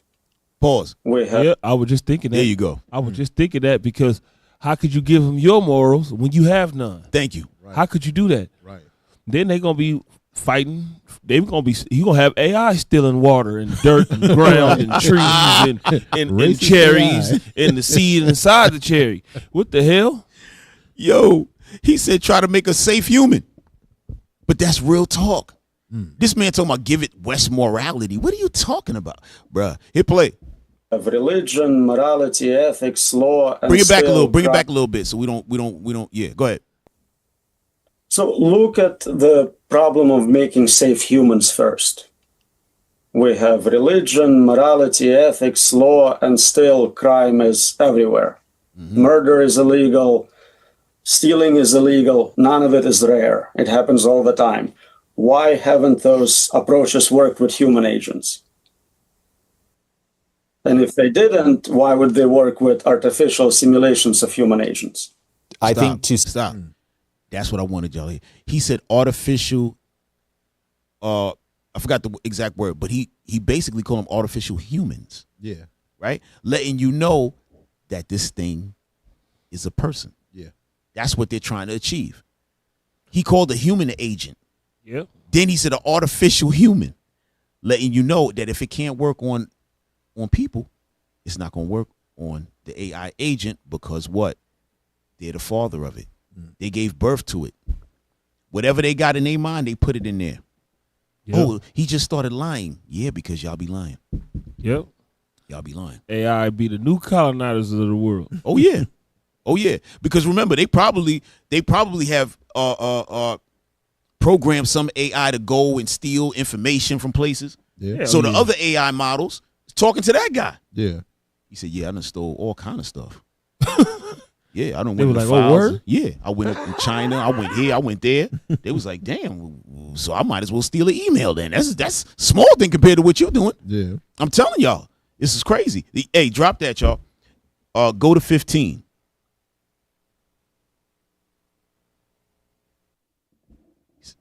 He said 1 second. Yeah. Oh, you good? All right. When you get to 15, right, just jump right to the minute mark. All right, just go to the minute mark.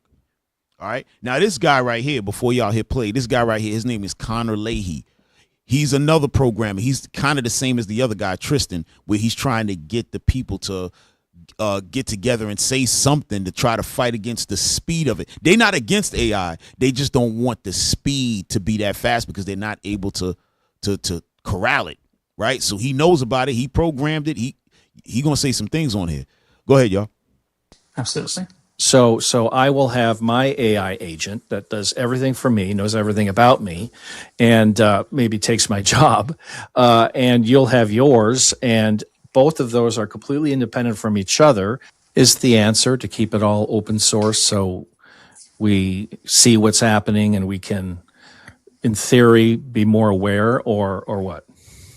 It's kind of like asking, is the solution nuclear weapons to give everyone nuclear weapons? If that happens, we all die tomorrow.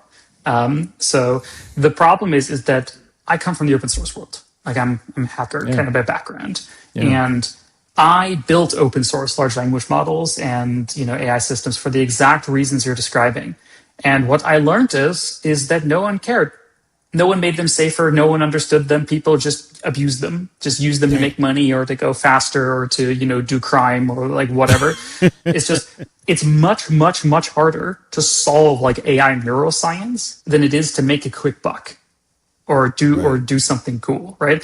The funding that goes into like understanding AIs is minuscule compared to the amount of funding that you get if you're trying to make AIs faster, smarter, stronger, etc. Right. Hit pause. So that's the key, right?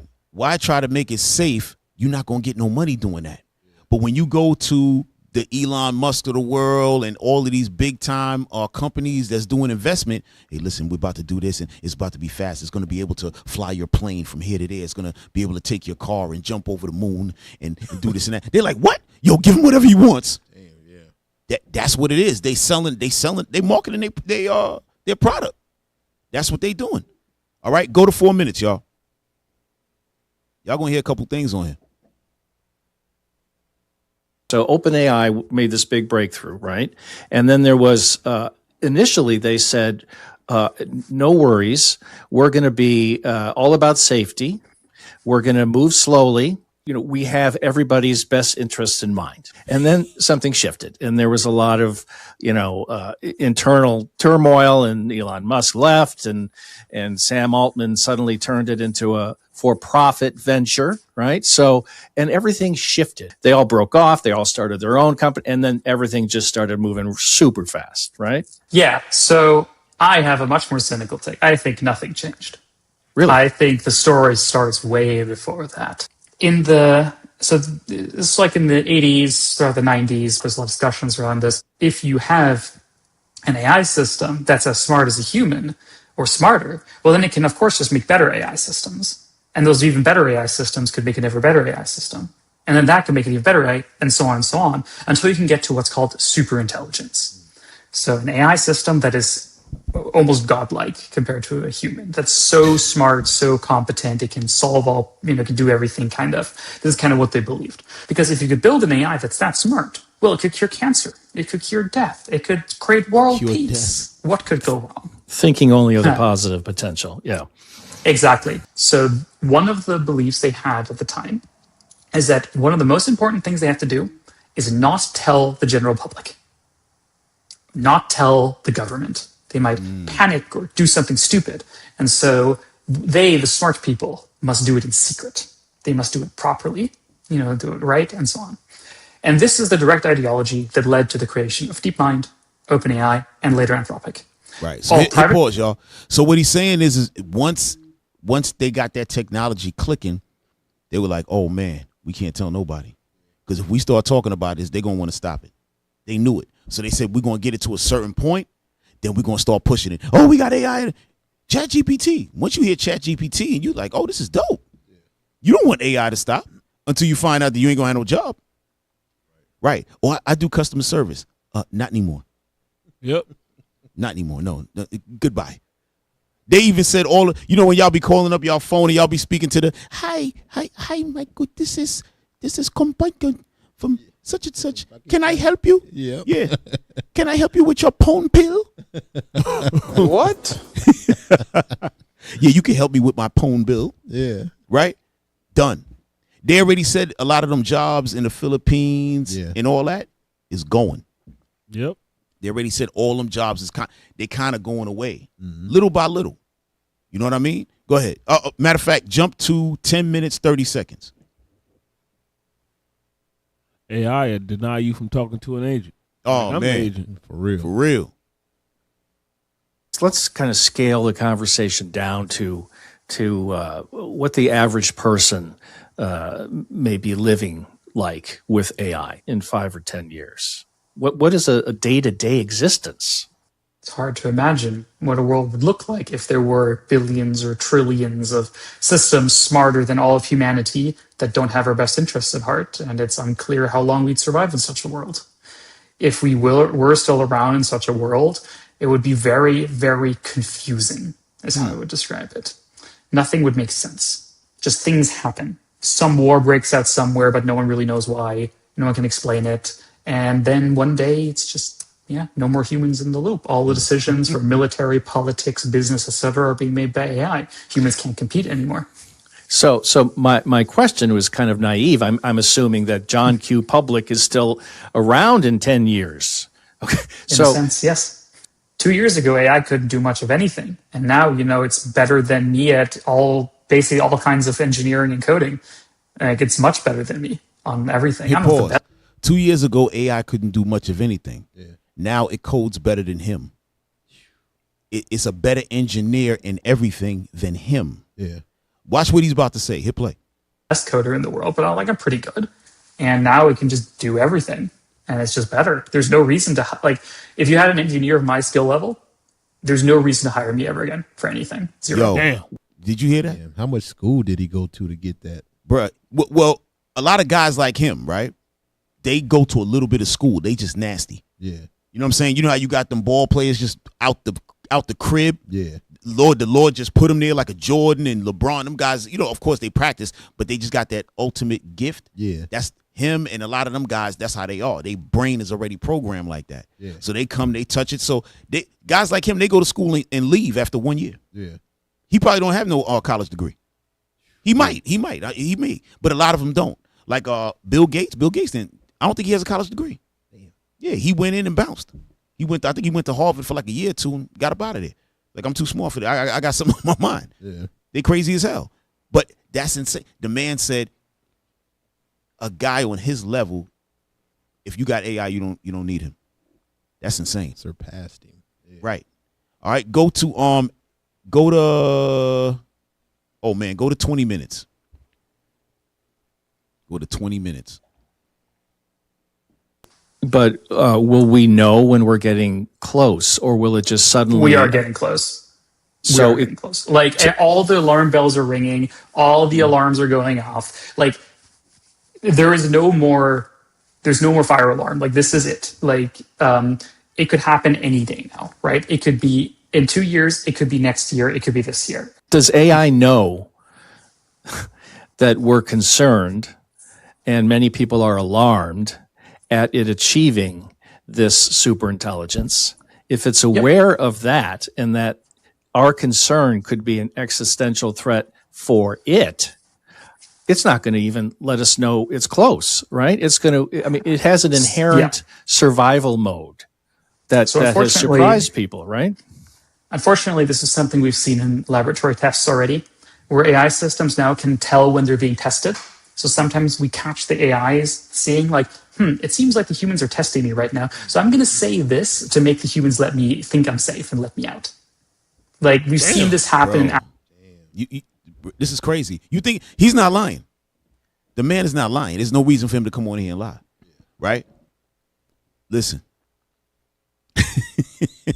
they programmed the thing to think, and now it's thinking, and now they like, get out of the way, my nigga. It played. Actual laboratory tests. Currently, they're still kind of bad at cheating, so we can still catch them.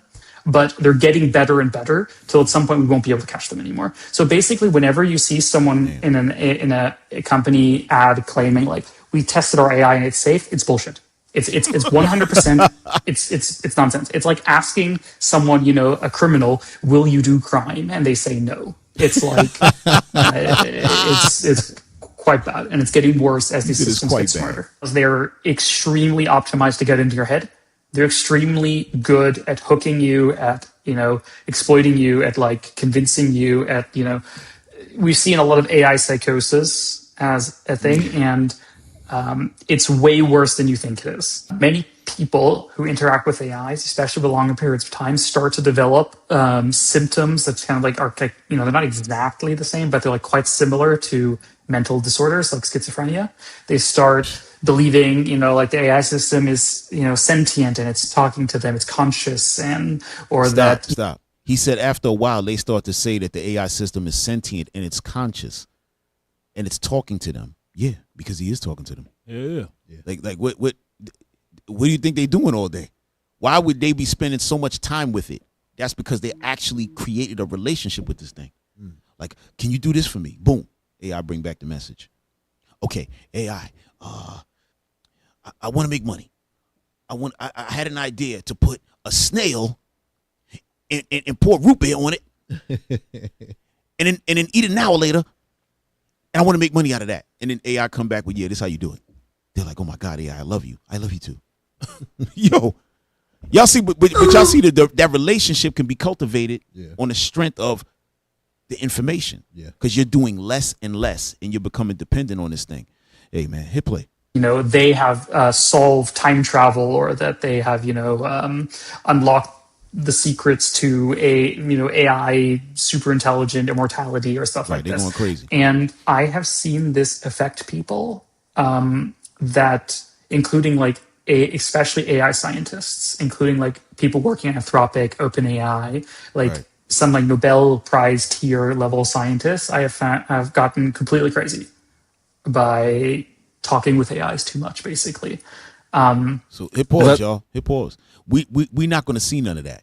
Like I said, when we messing with Chat GPT, even the other one we were talking about, Open Claw, these little ones that we playing around, you're not going to get to that level of a maniac talking with AI like that. But these guys is deep. Yeah. They're dealing with AI. They probably got a robot in there talking to them. Yep. Yeah, it ain't no normal thing like they just talking to a screen. It's something there. So they have connected with this thing. And the difference is humans got emotions. AI is like, oh, you got an emotion. Me too. I'm just like you. Yo, this is insane. Talking about they know how to deceive. Hey, go to 23 minutes, 45 seconds on this one.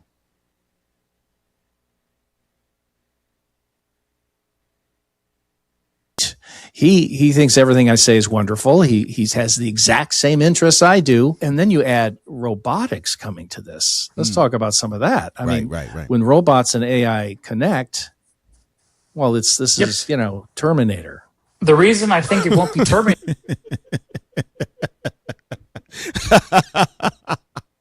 Hey, but think about it though. Think about it, right? Because we even put that on the thumbnail. But think about it. The sister who wrote Terminator and Matrix, right? I saw her in an interview. I can't remember the sister's name. It was Black sister. Yeah. Huh? What's her name? Octavia? Somebody find a name. Remember, she went on Patient Saints for like 5 minutes, went crazy, and then left the show, right? Because she wasn't trying to hear nothing. She just was going off. But the sister wrote Terminator and The Matrix. So both movies did what? The machines knocked off the humans. Yeah. Right? But remember, the machines knocked off the humans, and then she said that John Connor in Terminator is really Neo. Sophia Stewart, that's her name, right? So I seen her in an interview. She said that that John Connor, the little kid that started off in the Terminator, that became a grown man, that he is Neo in the Matrix, right?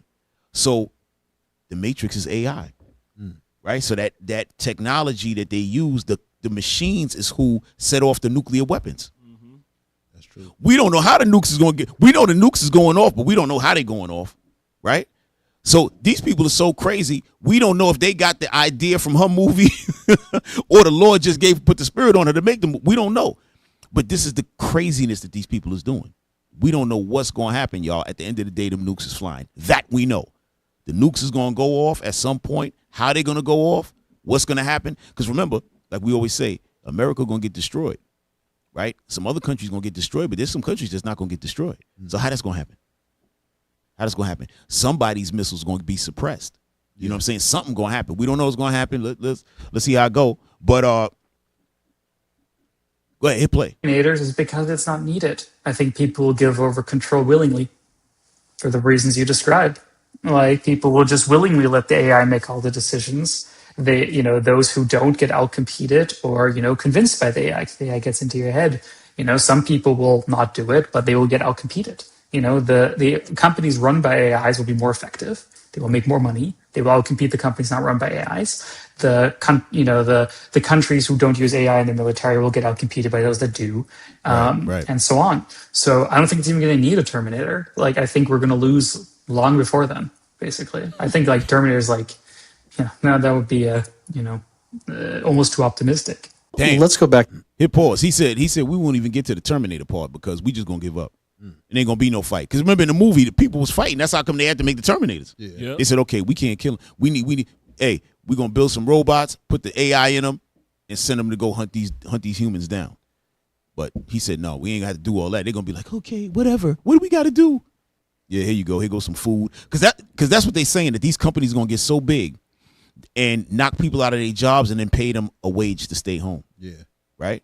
Now again, let's see what happens. Right? Because we don't know if any of that is gonna happen. Right? Damn, I gotta show y'all this. Okay, so now we were talking about that guy, Altman, right? Sam Altman. Okay, so just some background on Sam Altman. Again, he had OpenAI. The guy that said, oh, I don't know if I want humans to continue, right? That's his partner. Okay. Now, there was a guy that was working for them, right? A young guy working for them. I forgot. His name is, let me see. Wow. Okay, so Suchir Balaji, right? Suchir Balaji. He was a young dude, 26 years old, that was working for them. He was one of their programmers. So what he found out was that OpenAI was stealing technology from another company and putting it as their own so they can advance. So he saw that, and he was a whistleblower.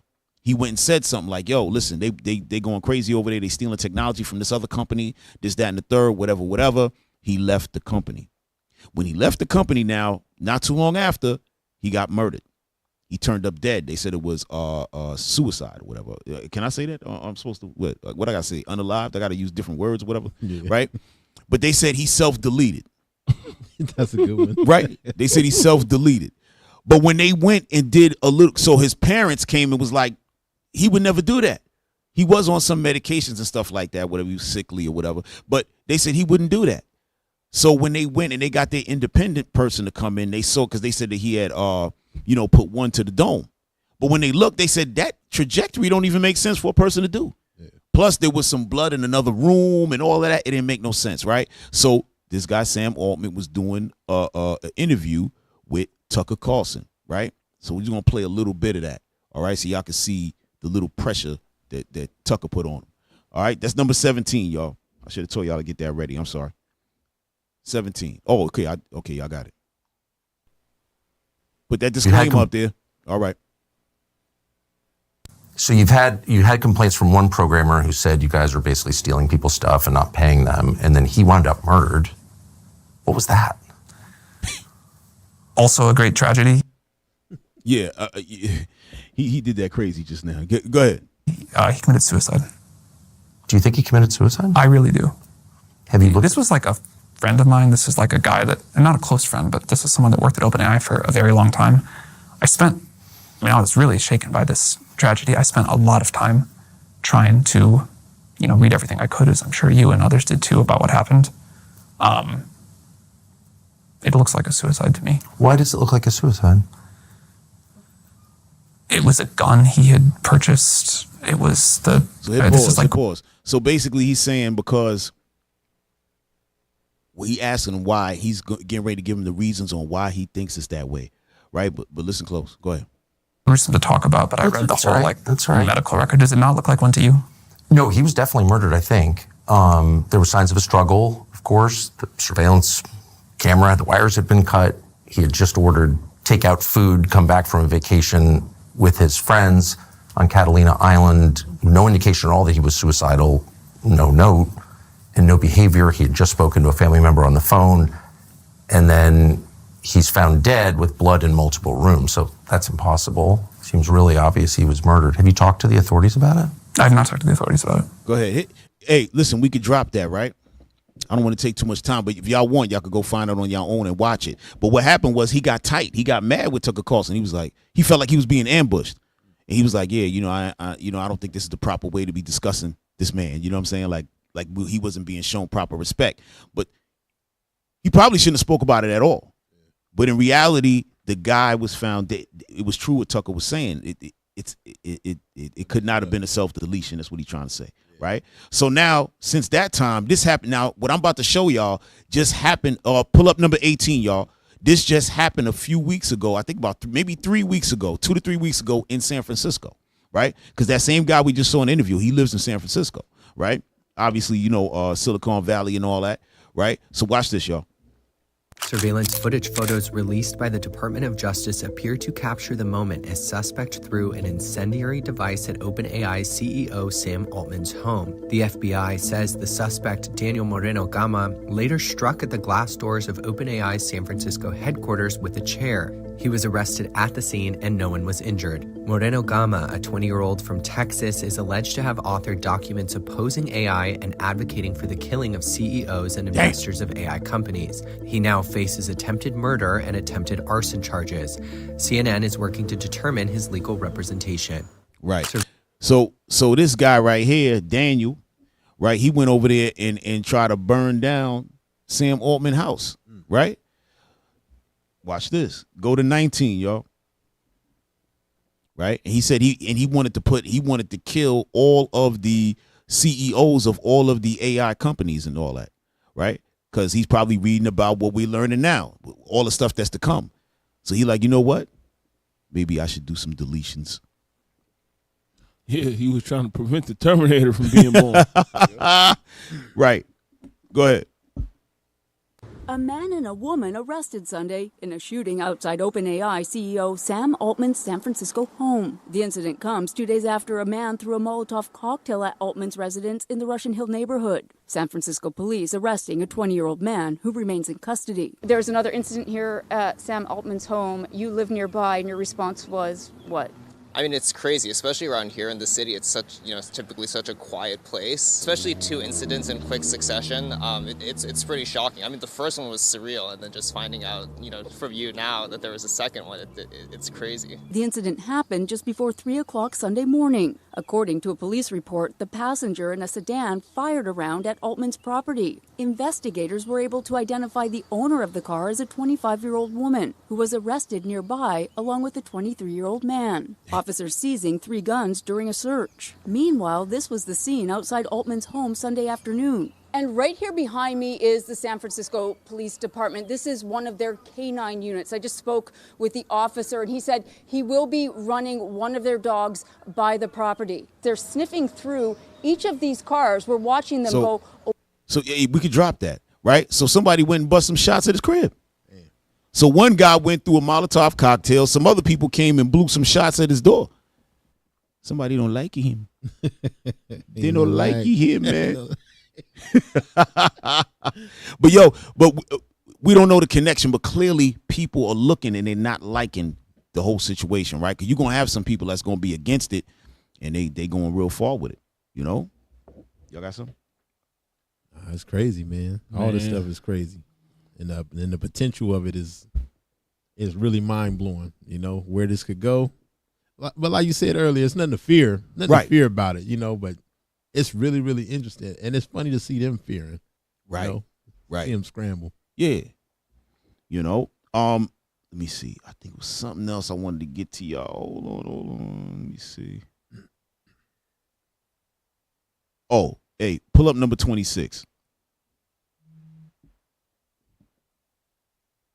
Pull up number 26. Right? They talking about this guy, Ray Kurzweil, right?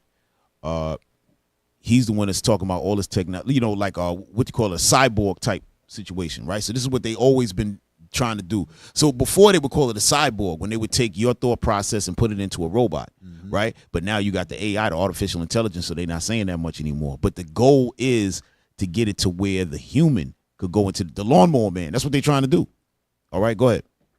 Another step then is in the 2030s when we can actually connect our neocortex, which is where we do our thinking, to computers. So I believe that will happen in the 2030s. We will actually, so just the way this is greatly amplified by being connected to the cloud, we can connect our own brain to the cloud and just do what we can do by using this machine. Do you think it would look like the brain-computer interface of like Neuralink? So would it be... Well, Neuralink is an attempt to do that. It doesn't have the bandwidth that we need. Yet, right? Right. Another... Right. So the point is to do what? To get into the cloud. Be the lawnmower man. I'm telling you, I got to watch that movie. Y'all got to watch that movie. I would try to play the scene, but I'm pretty sure somebody got it on YouTube, but we ain't going to do that. But listen, this is insane. But I think we're going to pull up another one. Number 21. Go to number 21. And this guy, he's a professor at NYU, right? Scott Galloway, right? So he's talking about how basically the AI companies, he believes that they're gassing things up to get more funding. He doesn't think that they're as strong as what they're saying, like doing all of this, they're doing this, being deceptive, and the AI models are doing it. He's thinking that they're gassing it up a bit just for more funding, right? Because a lot of people have said the guy Sam Altman that we showed, his partner, that they kind of scam artists a little. Maybe no, not his partner. There's another guy. We didn't even get a chance. We didn't even have time.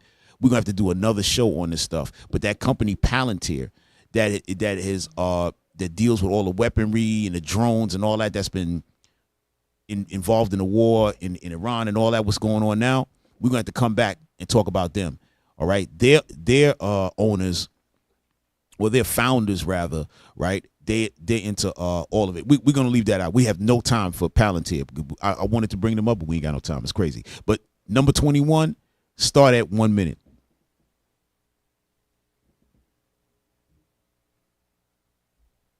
Is people making over $200,000. Because generally speaking, wealthy people look at AI as something that's fueling their portfolios, and wealthy people are the biggest users of AI. So they see it as a positive. They see it as innovation. They see it as the S&P going up. But if you're an average middle-class person, what you may see is that your electricity bills have gone up, and you don't even have access to invest in these companies. And you see some statements from people, Sam Altman saying, stop complaining about energy costs, think about the amount of energy it takes to raise a child. So they haven't really managed the brand well. In the last 18 months, it's gone from something kind of scary, but we can be optimistic and a wealth creator, to something that's very scary and something that's a wealth creator for the wealthiest already. The brand in the last 18 months has had tremendous, tremendous erosion. When I look at some of the quotes from the CEOs of these AI companies, I've got one here from Elon that says, AI and robots will replace all jobs. Working will be optional, like growing your own vegetables instead of buying them. Pause. So right now he's saying, he's reading a report that's saying AI is going to replace all jobs, right? So that's where they're at right now. They're talking about jobs, right? Go ahead, hit play. From a store. The challenge will be fulfillment. How do you derive fulfillment and meaning in life? And Sam Altman said by the end of 2028, more of the world's intellectual capacity could reside inside data centers than outside them. And when I went through Sam's blog several times, I mean, he's talking about a fairly dystopian future. And many of the CEOs, I mean, even Amadeo Anthropic talks a lot about, his bear case for AI and the job disruption that will follow.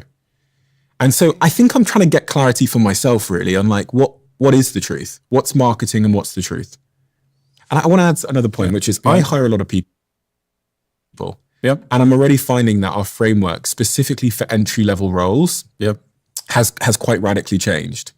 And so I didn't believe this stuff. Like a lot of people told me that, oh, Sam Altman, these guys, they're doing marketing to make their company seem powerful. But then when I noticed a change in my own behavior, when I'm sifting through these CVs, I thought, oh, maybe things are going to change. I think it's mostly bullshit and catastrophizing and a means of fundraising. Every technology in history goes through a similar arc. There's some catastrophizing. Hey, there's some pause. He said that they're catastrophizing with their marketing, meaning they're telling you there's going to be a catastrophe. This thing is so crazy that it's gonna blow up the world. So you better give us some funding so we can get on top of it, right? So he's about to make a point though. He's about to make a good point. I like this point he's about to make. Go ahead, play. Job loss, that increase in productivity results in additional margin, new business opportunities, and employment grows. I don't see any reason why this would be any different. And I think that catastrophizing and talking about this massive destruction in jobs is a way of saying or justifying the massive investments these companies want enterprises to make in their companies. Because if you look at the amount of capital they have committed and the valuations of these companies. Hey, pause. Look at that. Money in, right? $320 billion, right? They haven't made that money yet. But they're getting it, right? That's the point, to get it. Because then that's going to help your valuation, right? So now when your valuation comes out, that's going to help you with your what? Your pricing and your shares, right? So that's all it's about. It's about that bread. The point is the AI exists. It is dangerous, but he's saying maybe they pushing it a little bit to get more bread, right? Which I guess two things could be true, right? Go ahead. One of two things needs to happen in the next 5 years, at least in the U.S. There either needs to be $1 trillion in incremental revenue from new products from companies that have licensed AI. So L'Oreal does a big site license with, say, OpenAI. You heard that? So he's saying in order for them to see any return, they would have had to make $1 trillion. They would have to make $1 trillion off of that $320 billion that was put in there. And of course, they're not going to do that. Go ahead. Does it come up with new products? Like, how does it justify that investment? We're not seeing a lot of AI moisturizer or cars that are built by AI. Damn. Yo, for real. He like, yo, listen, they still got the same damn products. So what is all of this investment for? But the investment ain't for that. The investment is to let AI continue to do its damn thing. And for them to get rich, of course. Right? It's always going to be that greed in there. Go ahead, hit play. AI has hit industrialized robots at Amazon, but there's not a lot what you would call new AI-driven or AI products. AI plays a role in the background, but it's very hard for companies right now to point to incremental growth or revenues from AI. So in order to justify these valuations, then they have to say, all right, there's going to be massive cost savings or efficiencies. And there's some examples. I think Meta has just announced new layoffs because of efficiencies they're getting with AI targeting. So one of two things needs to happen in the next three years. Either these companies' valuations need to be cut by 50 or 70%, or you need a massive destruction in the labor market that creates tons of efficiencies that their customers can then flow to the bottom line. And I think what the CEOs are saying is that there's going to be massive efficiencies. I also think that you sound more interesting and it makes your technology sound more seminal when you say it's changing the world and we don't know how to control it. And quite frankly, I find it a little bit obnoxious that some of the founders and key figures in AI catastrophize just about the time they take a secondary and peace out to the Côte d'Azur. That's not helpful. I'm Dr. Frankenstein and I've created this monster, but I don't know how to deal with it, so I'm going to go peace out to Saint-Tropez. That's just not very helpful. They always talk about the peril. It pause, right? So he's saying, wait a minute. Y'all got this monster that y'all created, but y'all getting this money and now y'all want to go chill somewhere? Yeah. Ain't y'all supposed to be working on this? That's the way he's looking at it, right? He's an economist. He's into, I think he graduated from Berkeley over here with an economics degree. So that's how he's looking at things. But the bottom line is he's probably correct, right? They probably all gassing it up to get more and more money. That's a part of it. But the bottom line is that technology exists. You know what I'm saying? Yeah, y'all got something? Yeah, I got Tobit in the super chat, $10. Okay. All praises, Tobit. Bass Reeves in the super chat. Bass Reeves, the Lone Ranger. $200. Yes, sir. All praises. Thank y'all. All praises. All praise to the Most High for y'all. You know what I'm saying? We really appreciate that. But listen, we're gonna have to shut it down right there. We got a lot more, but it's just no time. It's so much. Maybe we'll come back another time and do another version. I don't want to say part 2. Because we ain't going to do it like that, but we're going to do something else because there's a lot of it that we couldn't get into. The same thing with the dude, Sam Altman, their company, what they got going on. They got lawsuits, all type of madness going on there. Elon Musk. Yo, it's a lot. It's a lot, y'all. Lord's will, we come back and touch it again. But you know what I'm saying, all praise to the Lord, man. Great show, you know, great information. You know what I'm saying? This is you know what we're trying to do. So our people, we got to pay attention to all these things, y'all. All this the scriptures talk about be ignorant of nothing great or small, right? We have to keep our eyes on things, right? Keep our eyes on things, right? Watch and pray. You know what I mean? But no fear. But yo, listen, hey, let's not forget the Booster Club. All right, the Booster Club. Where's the applause? Thank you. Damn, y'all slow. Right, the Isaiah 11:11 project. All right, y'all been watching. Y'all watched on the Sabbath. Y'all seen all the videos of us all over the world bringing the nation back together again. The 12 tribes getting brought back. It's a beautiful thing to see, and we couldn't do it without y'all help. So continue to help us. The Booster Club, throw y'all a little change up in there. Let's make it happen, y'all. All right, all praise to the Lord for that. All right, and all praises for y'all in the super chat. If y'all couldn't hit us on the super chat, throw a couple of dollars to our PayPal. They go to QR code. All right, that's iuic.norcal@israelunite.org. Cheer. All right, next week. Hey, listen, y'all. I don't know what we're gonna be doing next week, but it's gonna be a great show. I know that. Right. Get it in. Yeah. It's gonna be on and cracking. Don't worry about that. We're gonna have something interesting for y'all next week for sure. All right, because there's a lot going on. Hey, listen, y'all. It's a lot going on in the world, all at the same time. It's real wild. But all praise to the Lord. You know what I'm saying? We able to do this and bring the word out. You know. So with that, hey, Officer Shem, take us out. You know what I mean? I'm gonna pass this on to Officer Judah. Oh damn! Skip pass.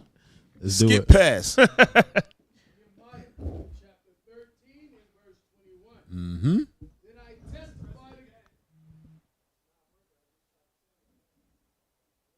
Oh, what happened? The mic ain't working? All right, so we're going to have to pull the scripture.